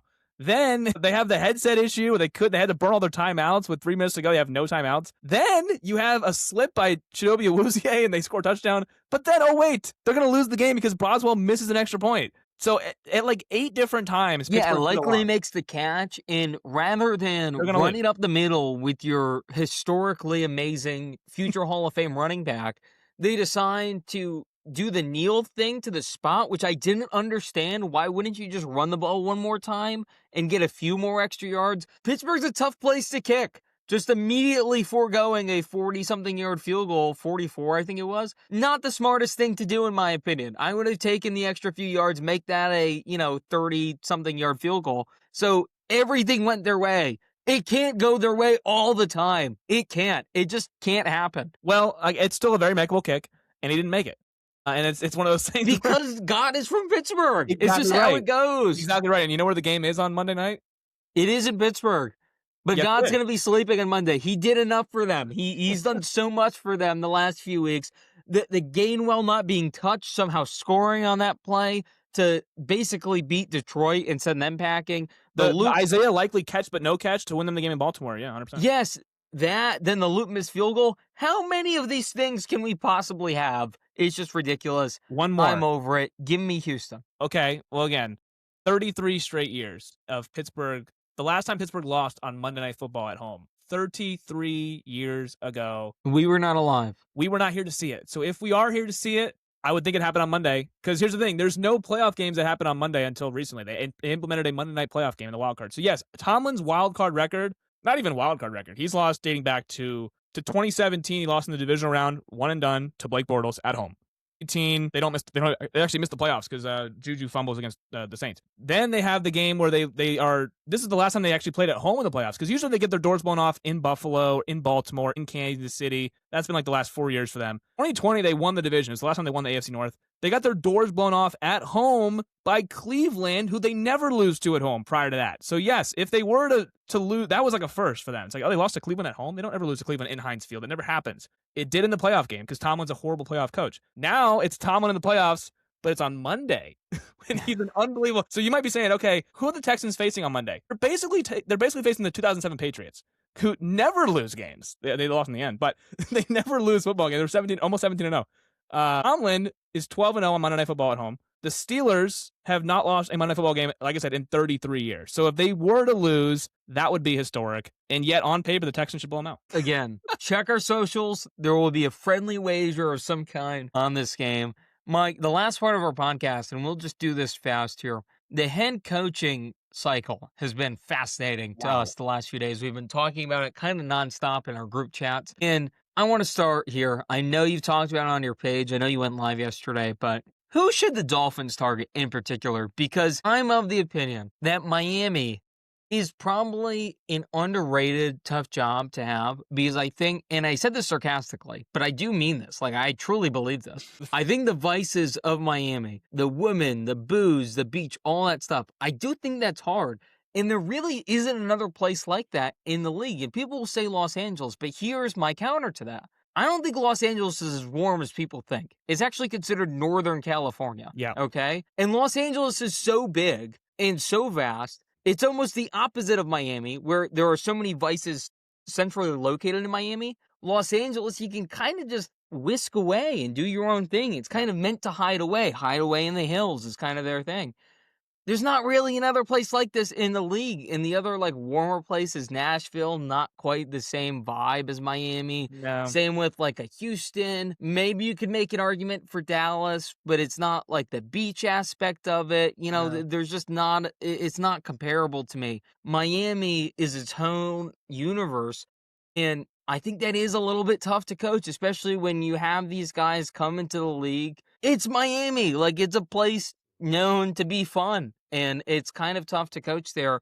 And we've seen it. We've seen these last few head coaches. They all look burned out. And I made the joke, they all look the same. They all look tired. They all look like, you know, they're coked out, or they're just sleep deprived, whatever you want to say. Oh, Mike McDaniel looks like a totally different guy from when he got here to now. He's they all have tans and look miserable. That's kind of the Miami Dolphin coaching tree. What do you think Miami should do? You're a Dolphins guy, so I want to start there for you here. What do you think Miami should do? Yeah, so you think that it's actually working against us being the hot spot. I think it adds to it helps us and it hurts us. I definitely think that it's an attractive landing spot just because of the venue and where it's at. They're willing to spend money. You know, it's not like Cincinnati, who's cheap and in the middle of nowhere. Right. So it helps us in that aspect of getting like premier head coaches sometimes, or like the premier hotshot coordinators sometimes. But yeah, it does work against us because whenever it's all said and done, they look worn out. They look absolutely beat up.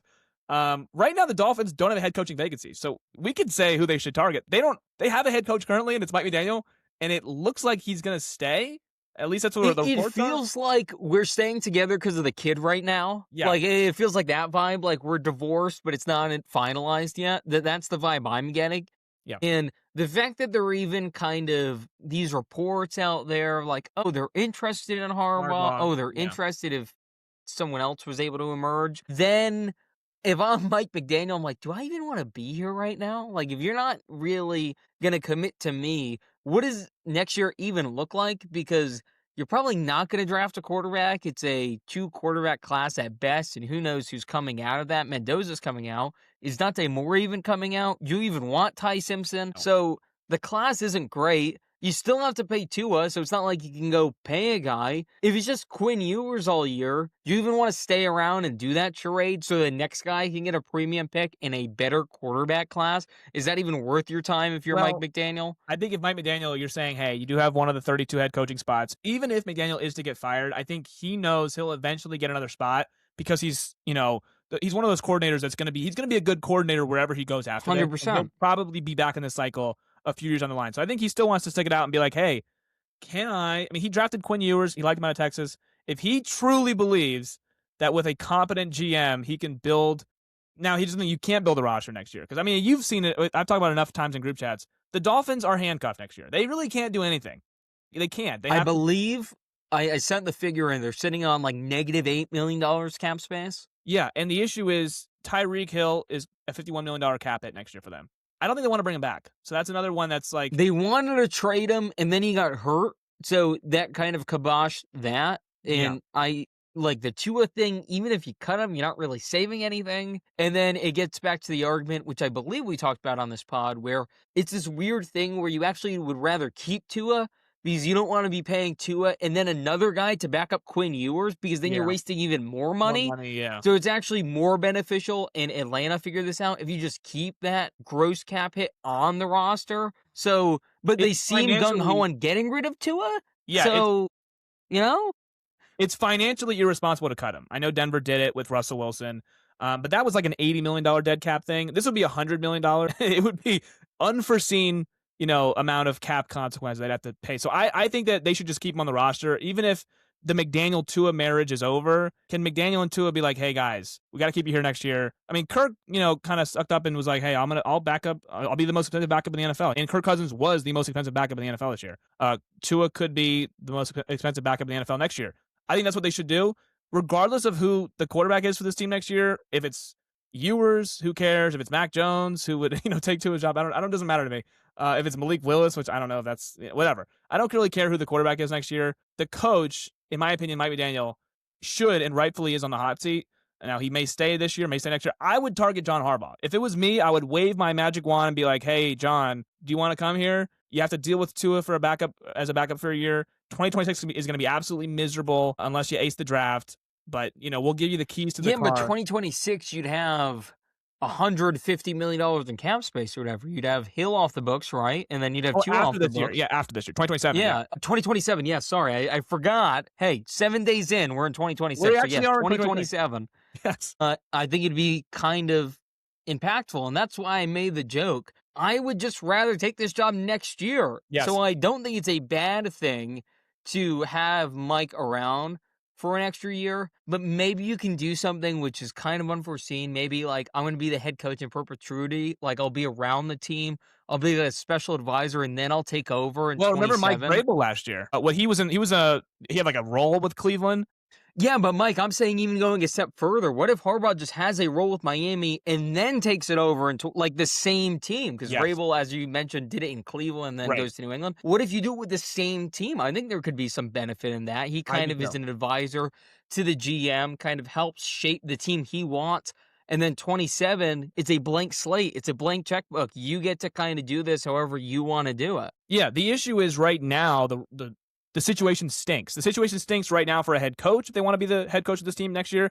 The situation also stinks for the GM, who's kind of handcuffed this year. Like, he can't go out and do a shopping spree. He doesn't have a bevy of picks. We have 8 draft picks, but we don't have like multiple firsts like the Jets do. We don't have like that capital, that assets to do. We don't have like tradable contracts. The Tua contract is not tradable. You can't just be like, oh, I'm a GM, I'm going to trade him. Don't worry, I'll figure it out. You can't trade that contract unless you attach picks with it, eat all the money. It just can't happen. The Tyreek thing is a distraction. He was a distraction last year when he wanted out. Now he's a distraction because he's hurt.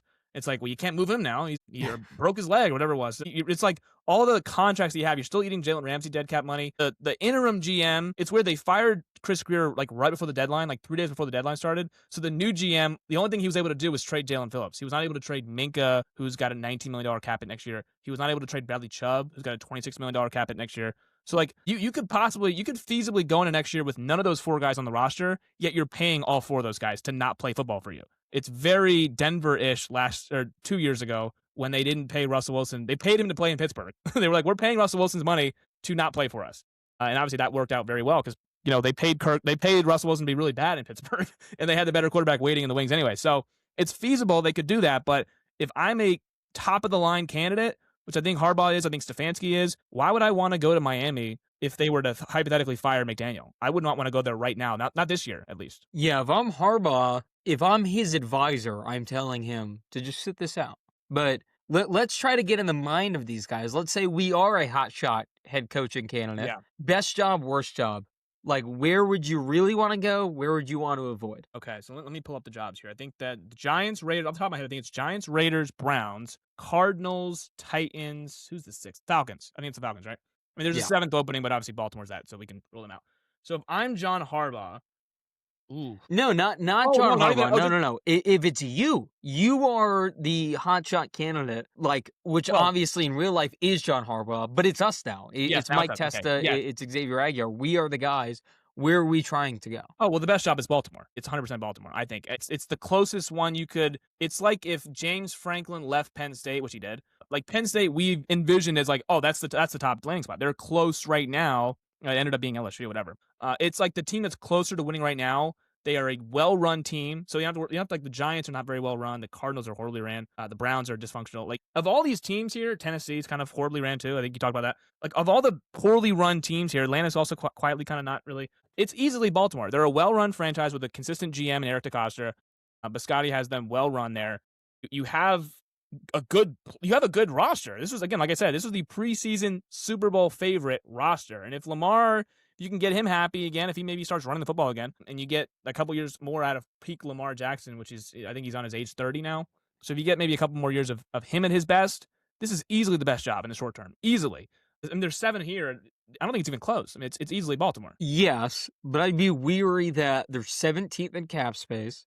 They have some guys they have to re-sign. Henry is probably going to retire next year, maybe, or at least move on. It seems like that marriage is a little bit strained. I don't really like any of your weapons on offense anymore outside of Lamar Jackson. And the defense looked kind of old. So yeah, it did. This could be a paper tiger situation where it seems like they're the closest on paper, but once you actually unpack everything with this team, how close are you? Because this could actually be like a thing where you have to strip it down around Lamar and then rebuild with him, which is obviously a guy you want to rebuild around, but that could be a lot of work that could take a lot of time. I'm interested in the Giants job because they have $15 million in cap space, but they don't really have a lot of impactful guys they have to re-sign, and they can move some salary around to really increase that number to get north of like Baltimore, Atlanta, who are in the $36, $37 million range of cap space. Yeah. So I'm interested in that as far as like a blank slate type of thing. And to be honest, after that,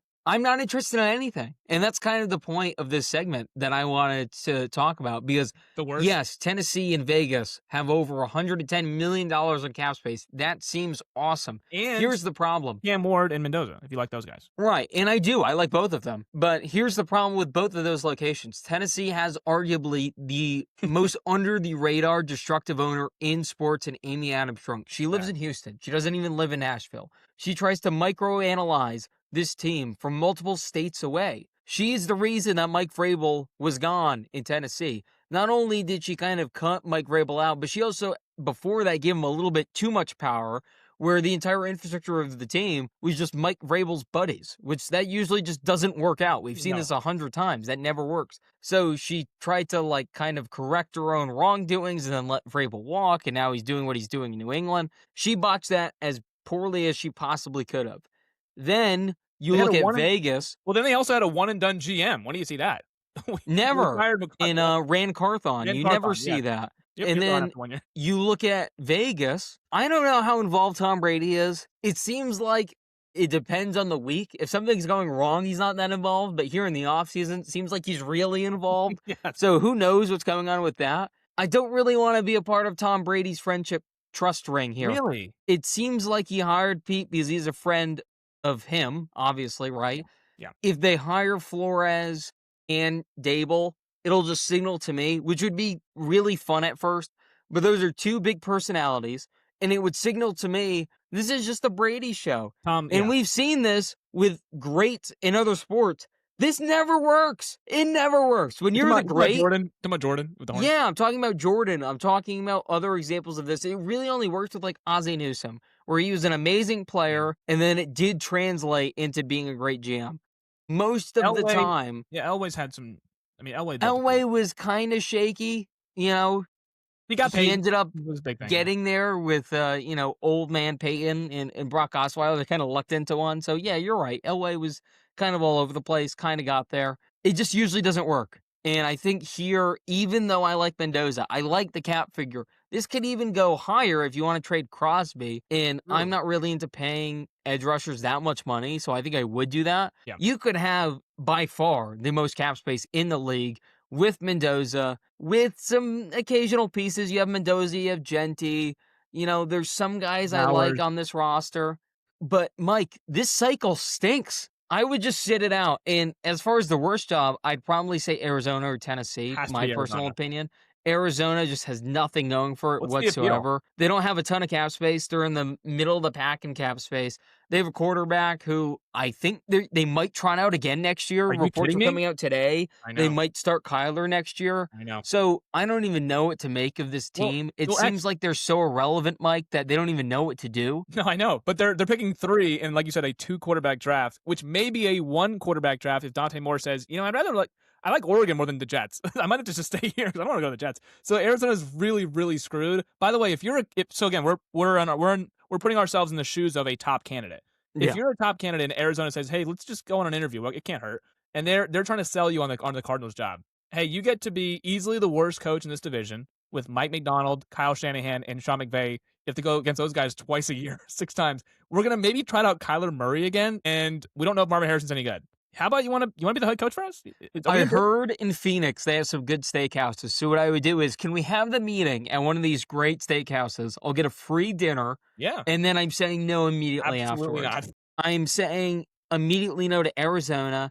I'm saying immediately no to Tennessee, even though I really like Cam Ward and I like the cap space. I think the ownership, you can't win there. I'm sorry. but you I would think say- it's too overbearing. So you would say no to Tennessee before you say no to Cleveland, because I think Cleveland has equally as inept ownership, and then I don't think I like Shador as much as Cam Ward. I don't really. They don't have cap space. I'd say no to Cleveland too. No, I'm not really ranking them per se. Well, Arizona's last. We can say Arizona's that. last. Yeah, they're But besides Arizona, like Cleveland, Tennessee, I don't think that's far off. I don't think Atlanta's that far off either, even though I like Bijan, I like Drake London. It's kind of the argument I gave you with Baltimore, but to the nth degree with this, where you almost have too many random pieces that you like, but you're so far away that it's almost easier if you just tear the whole thing down and start fresh. Maybe you keep a Bijan, maybe you keep a Drake London. You can't really keep much else. James Pierce seemed awesome at the end of the season, but there's still way too many holes in that team. And you have no first-round pick this year either. You get that? No first-round pick. You don't really have, like, an infrastructure either, because the last few years it's been like, if Atlanta just gets this, if Atlanta just gets that, they just don't really have anything to show for it besides James Pierce and Bijan in particular. So I'm out on Atlanta as well. Who else do we have here? We have the Giants and Raiders. We have your stupid team. I'm out on your stupid team too for the same reason I just gave. Well, we don't have. I don't care that they're not technically open. They are open. It Okay, is yeah. like in the back door, the for sale sign is. Yeah. Your stupid team technically has a head coaching vacancy, whether it's this year or next year. It doesn't really matter. They're open for business. I'm out on them too. But we're not as bad as the Cardinals because at least we get the Jets twice No, a year. no, the Cardinals are in a special place in hell. The rest of the Yeah. teams are kind of all jumbled together. I would put your team in the jumbled together category. Yeah, no, I don't disagree. I think to go back to the Ravens point for a second here, because I think it could easily go wrong as well as it could. They get a coach that actually gets them over the hump and wins a Super Bowl. Yeah. Like we've seen with the Eagles, they go from Andy Reid, a few other guys, Chip Kelly in there, and then they eventually get Doug Peterson. He does elevate the roster to Super Bowl contention, and then they go from Doug Peterson to Sirianni, who gets the Super Bowl. So we've seen it happen before, where you fire a Super Bowl head coach, replace him with a guy, and they actually get that team over the hump when it looks like it might be dipping. So it could work if the Ravens, figure out a way to get a slam dunk hire. It could easily backfire. It could easily go from it could be Penn State. It could be James Franklin, who we were right there. We just couldn't get over the hump, and now they're at Matt Campbell, who's I don't think he's gonna win a national championship with Penn State, but we'll see with that.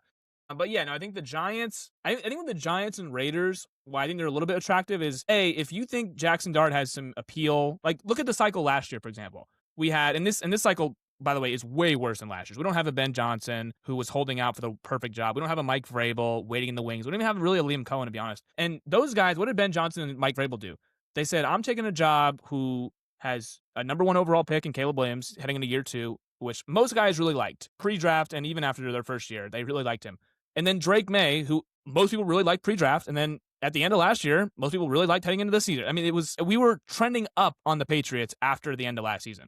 So I think that those jobs were known good jobs. And why do you think that those top candidates took those two places? Because they had Caleb Williams and Drake May already there. It's like, I can work with this. With the Giants, do you view Jackson Dart as those guys? And do you view Mendoza as those guys? And do you view Cam No, Ward? I don't view either of them as those guys. With You view Cam Ward? Mendoza, I like the unknown. With Dart, I'm too fearful of the concussion stuff, Me which too. people kind of joke about, and I don't because of, what can happen. Yeah. But I am like legit worried about that. And I think he's a decent player, and I liked him at Ole Miss. And I thought he was better than maybe his draft slot suggested, but Better I than just Shador. don't think he could stay healthy. Yeah, no, and even Cam Ward and Shador, but all these year two quarterbacks with open vacancies. I like Cam Ward the most of all the guys we're talking about. If we're doing that whole thing, I like Cam Ward the most still of Mendoza, of Shador, of Jackson Dart, all those guys. Because that's usually what wins out. With these candidates, they're usually like, can I get a quarterback on a rookie deal who I think is going to be really good and take that year two, year three jump? Yeah. So if you believe in that, then it's attractive. But like you said, Tennessee's not attractive at all for every I think reason Ward's been besides Cam Ward. pretty good the last few weeks. Like Yeah. he's shown me quite a bit. Yeah. But I just think Tennessee's infrastructure, I'd be out on that. If Cam Ward was in, I don't know, just make up a place. If Cam Ward was in Miami, the exact same team, the exact same situation, just Stephen Jones is the owner, I'd probably go there instead. Yeah. It's Real just quick, Mike, if Pittsburgh does get crushed on Monday Night Football, they end their streak, the Tomlin era comes to an end in bittersweet fashion on Monday Night Football, where would you put the Pittsburgh job on this list? Ooh. They have a interesting, because again, they have a lot of draft picks this year. It's no multiple firsts, but they have a lot of seconds, a lot of thirds. The draft is in Pittsburgh. I think they're going to take the draft really seriously. They have a good GM there, and Khan has built a solid roster. It's a very defensive, expensive defensive roster. I think it's the most expensive defense in the entire NFL. I think it's a weak. I mean, again, is it better than the Giants? Maybe. Is it better than? It's a tough one to rank. I don't think it's better than Baltimore right now. I don't think it's a better job than Baltimore. Is it better than Atlanta? I think it's right in the middle of the pack. It's You obviously can't, you have to put Baltimore first just because of Lamar. Yeah. That's But I think I'd put Lamar them and second. I think I'd put them ahead of the Giants because I think you can kind of blank slate the Pittsburgh thing, but you have like a clear identity. You have enough pieces in place. You're going to have a lot of cap space, and you can really maneuver it to have even more. They're one of those teams that can kind of shed some salary. Well, if you're a head coach, do you want Rodgers back next year? Because he hasn't slammed the door shut on it. No. You don't? No, absolutely not. Well, then what do you mean? But the thing is with the Steelers, they're never high enough to draft a quarterback. Again, this is a 2-quarterback draft. But if the Steelers got a legitimate young quarterback with that defense, I think I would take them seriously. I think that that would be a very attractive job. The issue is it's Groundhog Day with Pittsburgh. They always get a stopgap, a quarterback that doesn't actually fix all their issues. It kind of just patches up some You're of the going to injuries. laugh at this, but I mean it. I think if I was Pittsburgh, I would Are you going to say Malik Willis? try to trade some capital to acquire a disgruntled quarterback if I could. Usually that doesn't happen. So the next thing you have to do is probably look at the free agent market, and it's kind of grim. And it's like Mac Jones, if Daniel San Jones. Fran just decides not to pick it up, it's Malik Willis. It's not great. I think I would just rather take a shot at a guy next year. So if they do bring in a Malik Willis for a 1 year tryout, I'd be fine with that. You Yep. know, just a 1 year deal, like 1 year, $12 million. Like, here's the keys, kid. We'll see what you have. Yeah. But there's going to be some disgruntled quarterbacks. Like, I don't know what Baker's relationship with Tampa's going to look like. Like, that seems like it's getting a little weary. The fans are turning on him a little bit, it seems like, from my point of view. So, Todd Bowles. where does that go? Whether it's deserved or not is a different category, but it seems like it is happening. And then, do you give Tua another shot in a different situation? Maybe. I wouldn't be into it, but I could at least see an argument for it. Could So you see, there's some names, Mike. There's some names. could you see them doing what they've done the last 3 years, which is bring in a quarterback who is so clearly past his prime, has had injuries in the past, in Kirk Cousins, who will be basically free because Atlanta will be moving off him after this year. They will, because you have an out of that second year, I believe, because you couldn't cut him after the first year, the 4 year deal they gave him. That was impossible. So they kept him on their team for this year. Now you can kind of feasibly move off of him and eat a little bit of the money, but Pittsburgh could get him basically for free like they did with Russell Wilson a few years ago. I wouldn't be into that. I thought Pittsburgh should have got Darnold last year. I thought Yes. that was like a really obvious Easy. pairing that they Easy should have obvious pick. made. They botched it completely. And now they're kind of in the same spot as they were. It's If this Groundhog Day. season went the same, Mike, with Darnold, and they won, like, we'll call it 12 games instead, and they lost, like, wild card weekend, again, like, embarrassing fashion, Mike Tomlin just gets pantsed in the playoffs again, and he got fired in the same fashion, I'd be really, really into this job. Like, this job is really not even a great quarterback, just a competent quarterback away from probably being ahead of Baltimore for me because of the infrastructure in Pittsburgh, because of the identity that they have, because they do kind of have one of the last remaining home field advantages. Mhm. And because you have so much support, not only from the community, but the ownership, I'd be really into it. But Well, because it's Rodgers, I'm kind of out on it. look at the 1 seeds. You don't need a great quarterback. Sam No. Darnold and Bo Nix are the number 1 seeds in the respective conferences. And again, the Seattle job was open 2 years ago, and they had Geno Smith, and Mike Macdonald was still like, yeah, I'm going to go to Seattle. We can get off of Geno this year. We can bring in a competent quarterback, which Geno was, I get it. But the infrastructure there was already good. John Schneider has aced like every draft he's had in the last couple of years. The Steelers, usually they're well run. So I think it's right there with Baltimore too. If that one came open, and if Tomlin does get absolutely because he doesn't just lose in the playoffs, he gets bludgeoned in the playoffs every time. He's not had a close playoff game since the Blake Bortles one. He's gotten blown out like 5 times in a row now. So if that happens, yeah, I think it's an attractive job.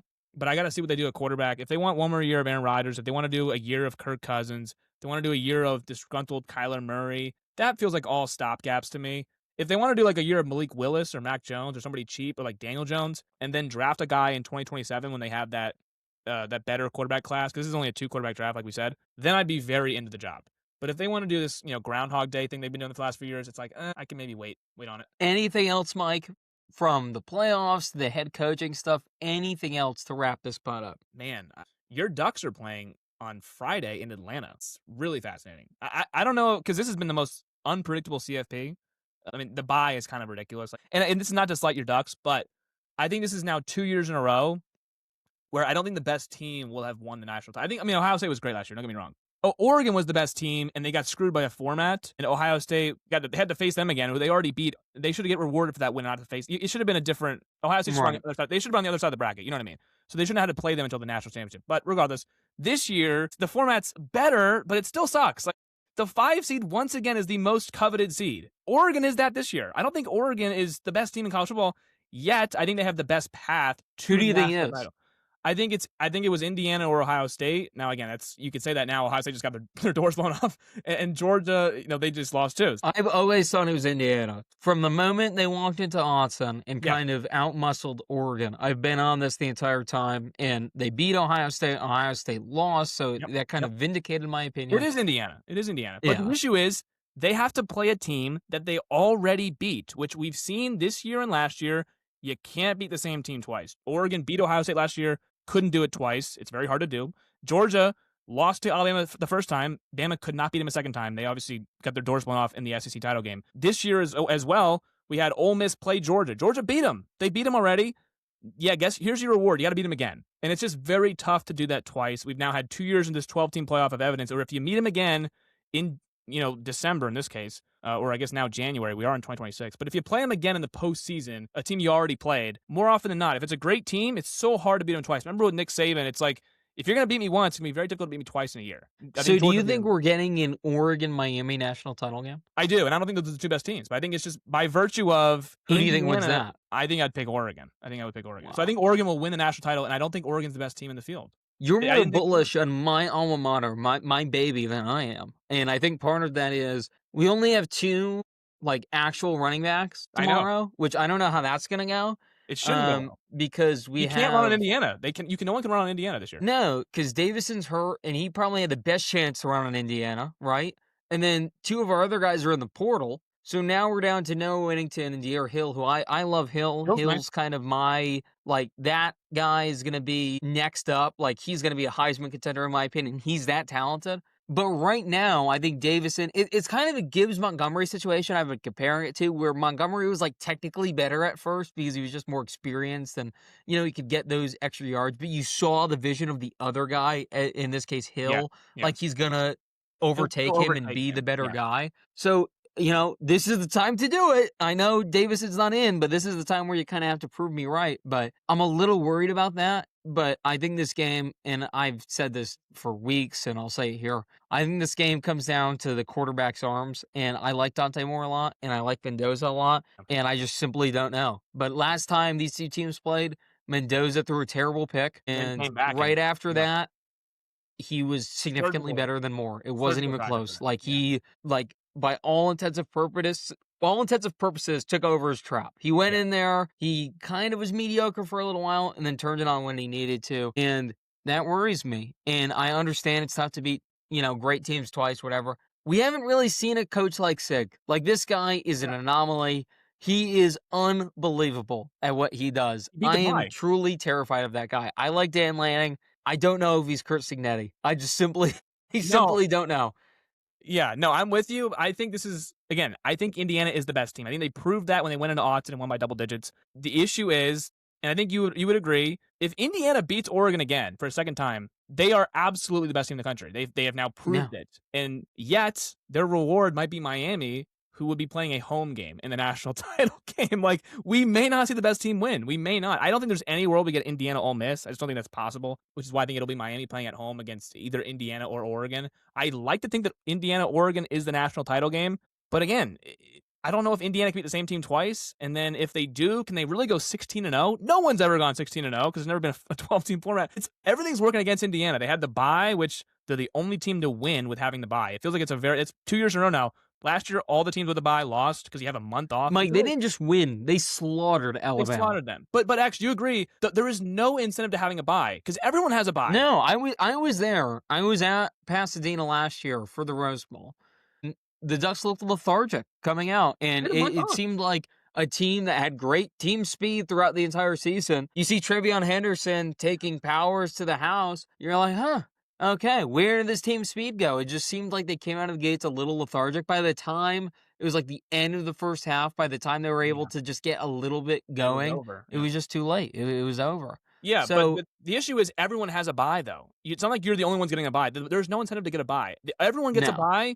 They're getting multiple weeks off. The only issue is the other teams have home games. You don't even have home games. And there's some times where it's like Texas Tech, Oregon. I think if Texas Tech had a week off, I think Oregon still beats them. I think Oregon was just a better team. So you have situations like that. But, like, the Ole Miss game, I thought the bye probably was a factor in that. I just do. It felt like Ole Miss was really cohesive throughout. They were playing for something a little bit greater than them. Obviously, like trying to prove the Lane wrong by ditching them. I thought the bye worked like in their favor there, where they just looked like they were fresh throughout the entire game. They need to make a drive late. They still have juice. They're good. And it doesn't make conventional sense because they just played a game the week prior. But there's something about being like in sport shape that just is a little bit different. You don't necessarily want that time off. You want to be in sport shape. You want that gear to keep going. So I agree with you. I think, by the way, if Ohio State had fallen to 5, they would have much rather had the 5 spot than the 2 spot and have the have to wait to see Miami, Texas A&M winner. Instead, Ohio State would have had, the winner, James Madison, and then they would have had Texas Tech. I think Ohio State would have much rather had that path to the semifinal than have to play the winner of Miami and Texas A&M, two teams who beat Notre Dame, who we viewed as one of the best teams. So I think Ohio State also got screwed by the bye. I think if you ask them, they'd rather be the 5 seed and have that path. So that's why my issue with the format is that I don't think it crowns the best champion, which maybe college basketball doesn't either, because it is a little fluky, whatever. But I think it is a lot of very path heavy, because last year's Oregon's path was ridiculous. They had to beat Ohio State in the quarterfinal. This year they get basically an easiest path to the semifinal. You get the James Madison team, and they get the worst of the top 4 in Texas Tech. So I think that would have been my path if I had to say in it. So I don't think you have the 4 best teams in the semifinal, which with the 4-team playoff you get the 4 best teams more often than not. This format I don't think gives you the 4 best teams. I think we have 2 of the 4 best. Sure. I think I think Oregon and Indiana are probably 2 of the 4 best. I think before this started, if you asked me the 4 best teams, I probably say Georgia, Oregon, Ohio State, Indiana. That's probably my answer to you. It's 3 Big Ten teams, then it's the SEC champs. That's probably what it is. Yeah, 100%. Texas Tech, great team. We're kind of holding their hat on 2 BYU wins, which, as more time passes, that seems less and less impressive. Well, they beat Utah by 30 on the road. They did beat Utah. Yeah, I don't like Devin Dampier, so I didn't really care about that. It's tough to win in Salt Lake, though. I mean, it's tough to win there. Yeah, it is. It is. Texas Oregon's Tech's done it a million incredible. times, but yeah, I get it. I do. I know, I get it. But it feels to me like the format does not reward the best team. Like if you're Indiana, you should pick who you get to. Maybe not, but if you're the number 1 team and you went 14-0 and you beat Ohio State in the Big Ten, well, it should just be reseeded. It should just be like the NFL. Like Indiana gets Miami now. Yeah, they're the 10 seed, so they get the lowest team, right? So instead of Indiana having to play Bama in the second round, I guess maybe they would have rather had Bama. I don't know. You could argue if Bama should have even been in the playoff anyways. But I guess if you're Indiana, you should have the easiest, road to the national title game because you earned that number 1 seed like Oregon did last year. And I think both of them have to face teams they already beat. Oregon had to face Ohio State, who they already beat, before the national title game. And then Indiana, same thing. They have to face a team they already beat on the road before the national title game. It's like that feels like it's a very tall mountain to climb. But if anyone can climb the mountain, Kirk Cincinnati absolutely can. Mike, real quick, Traders tonight, too. So we will be back somewhat soon for Traders. There are 3 episodes dropping tonight. Tonight, January 8th. Okay, all right. Yeah, or is it January 8th? I thought it was tonight. I thought it was tonight too, but it said, I looked at the Peacock earlier. I was on Peacock last night watching Warriors or whatever it was, and it said January 8th. I don't know. Traders are soon, guys. If you're listening to this, the Traders are soon. Exactly. But it is 3 episodes at a time, so we're going to have to wait to record our reactions to that at least a day or 2. Let us watch the episodes, guys, please. But we'll be back on the Gurus on Reality feed for that, so I am excited about that. Real fast. Who do you think's winning this? And I know Traders is a total crapshoot. It's not the best person wins. It just doesn't work that way. But give me 2 names you think have a good shot of winning this. Ooh, okay. Because usually the faithfuls do a really good job. So it's like, who would Allen not pick as a trader? I think Natalie Anderson, if she's a faithful, could do really, really well. I think even if she's a trader, she could do really, really well. Rob from Love Island, I think has a bit of a gamer aspect to him. I think he could be like the Dylan Efron of this season, or like the Peter from season 2. I think he's going to be good at this kind of game. Tiffany Mitchell is really a tough person to read. So if you're at a round table and you're trying to read Tiffany Mitchell, Fembry Brother, she's going to be a tough one to read. So maybe she can escape a few. If she's a trader, I don't know. I don't know who he's going to put as a trader. That's the thing. We're making these predictions before we even know who's a faithful, who's a trader. I don't know. All the housewives, there's so many housewives on this season. I'm going to have to just watch the first episode and see who's actually thinking here. Because some housewives aren't even thinking. They're just like, I'm here. It's a nice castle. I have a nice vacation. So I got to see with that. Ian Terry's fun, obviously. Rob, Jam Jam, I think it's going to be really, really... I think Jam Jam will go very far because I think he'll ingratiate himself well with the housewives. So I think there's a lot of people on the radar to watch. I think, obviously, Dorinda has no chance. She's a loudmouth. Obviously, Michael Rappaport has no chance. But, I mean, there's a few guys that just don't have a chance, or a few people that don't have a chance. So I think it's... I think Rob from Love Island has a legit shot. I think Mark Ballas could be sneaky good. And then, who's the first person? Natalie Anderson. I think Natalie Anderson would be really good at this kind of game. I had Natalie Anderson, too. I had Rob from Rob Has a Podcast, but I realized I assume some of the other people know he is Rob Has a Podcast, so that could work against them. It could. And I'm not even, this isn't a bit, this is serious. We've seen it before where some of these people just make the end because they're either not really good enough to be killed by the traders, and they're just fine enough to keep around because they're like a decent person. So you can take them to the end and they're just kind of like mooching off you for the money. Donna Kelsey. Who is killing Donna Kelsey? Nobody. Like, seriously, who's killing her? She's not gonna be a traitor. I don't think it'd be hilarious. That I would just be don't so think they're funny gonna though. do it. Yeah. So give me Natalie and Donna Kelsey as like my two, whatever side they end up on, I think they'll make it to the end. Yeah, by the way, Ivor last year was like the quote unquote the faithful of the faithful, the most faithful of the faithful. So you knew he was never gonna get killed off because why would they kill off an obvious faithful? He's a guy that's gonna be really good at the round table as to finding out who the traitor is.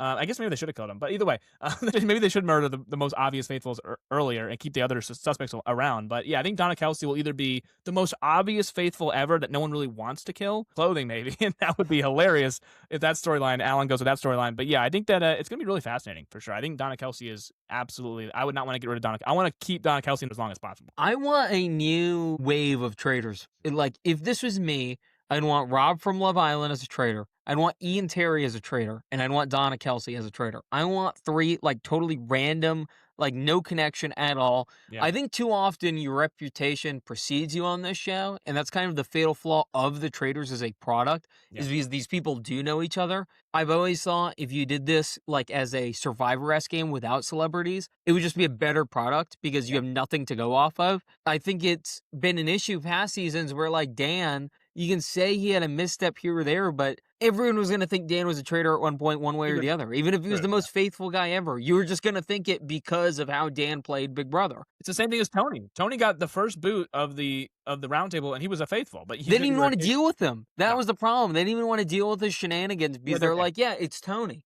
So, Same thing with Bananas, and he was the first one. He got and murdered. Yeah. kind of same with Boston Rob, where like if Boston Rob was a random guy off the street, was able to snipe Bob the drag queen, he probably doesn't have as much heat on him, but because he's Boston Rob, they think he's always conniving, Yeah. always scheming. He was, obviously, but it's too easy to make these assertions when you know who these people are. Yes. So I want to see the format change or maybe some of the rules change. We'll see how it is this season. We're going to cover it. We're going to give it a chance, but I think the show has too many flaws that kind of are swept under the rug. Well, the first season was interesting because it was celebrities against random people. Like random people, right? Yes. Now they're going back to, and I saw it on the Traders Instagram. They posted it. They're doing 2 seasons a year now. They're going to do the celebrity version, which they're doing now, and obviously they're also going to have a all stranger season too. Oh, they are. They are. Matter of fact, I actually sent out a Okay. casting video. I didn't know that. No, they are. They were like, send your casting video here. We're gonna do it. If you're just a random person, you've not been on TV, you've never been on Love Island, you've never been on Big Brother, whatever. You can go on the Traders. You can absolutely do it now. So they're gonna do 2 because I think other seasons. I think the UK version of the Traders does do a random people season. Yes. I think they have some celebrities mixed in here too, but they do have random people going on. Like me and you could go on the show, like we could.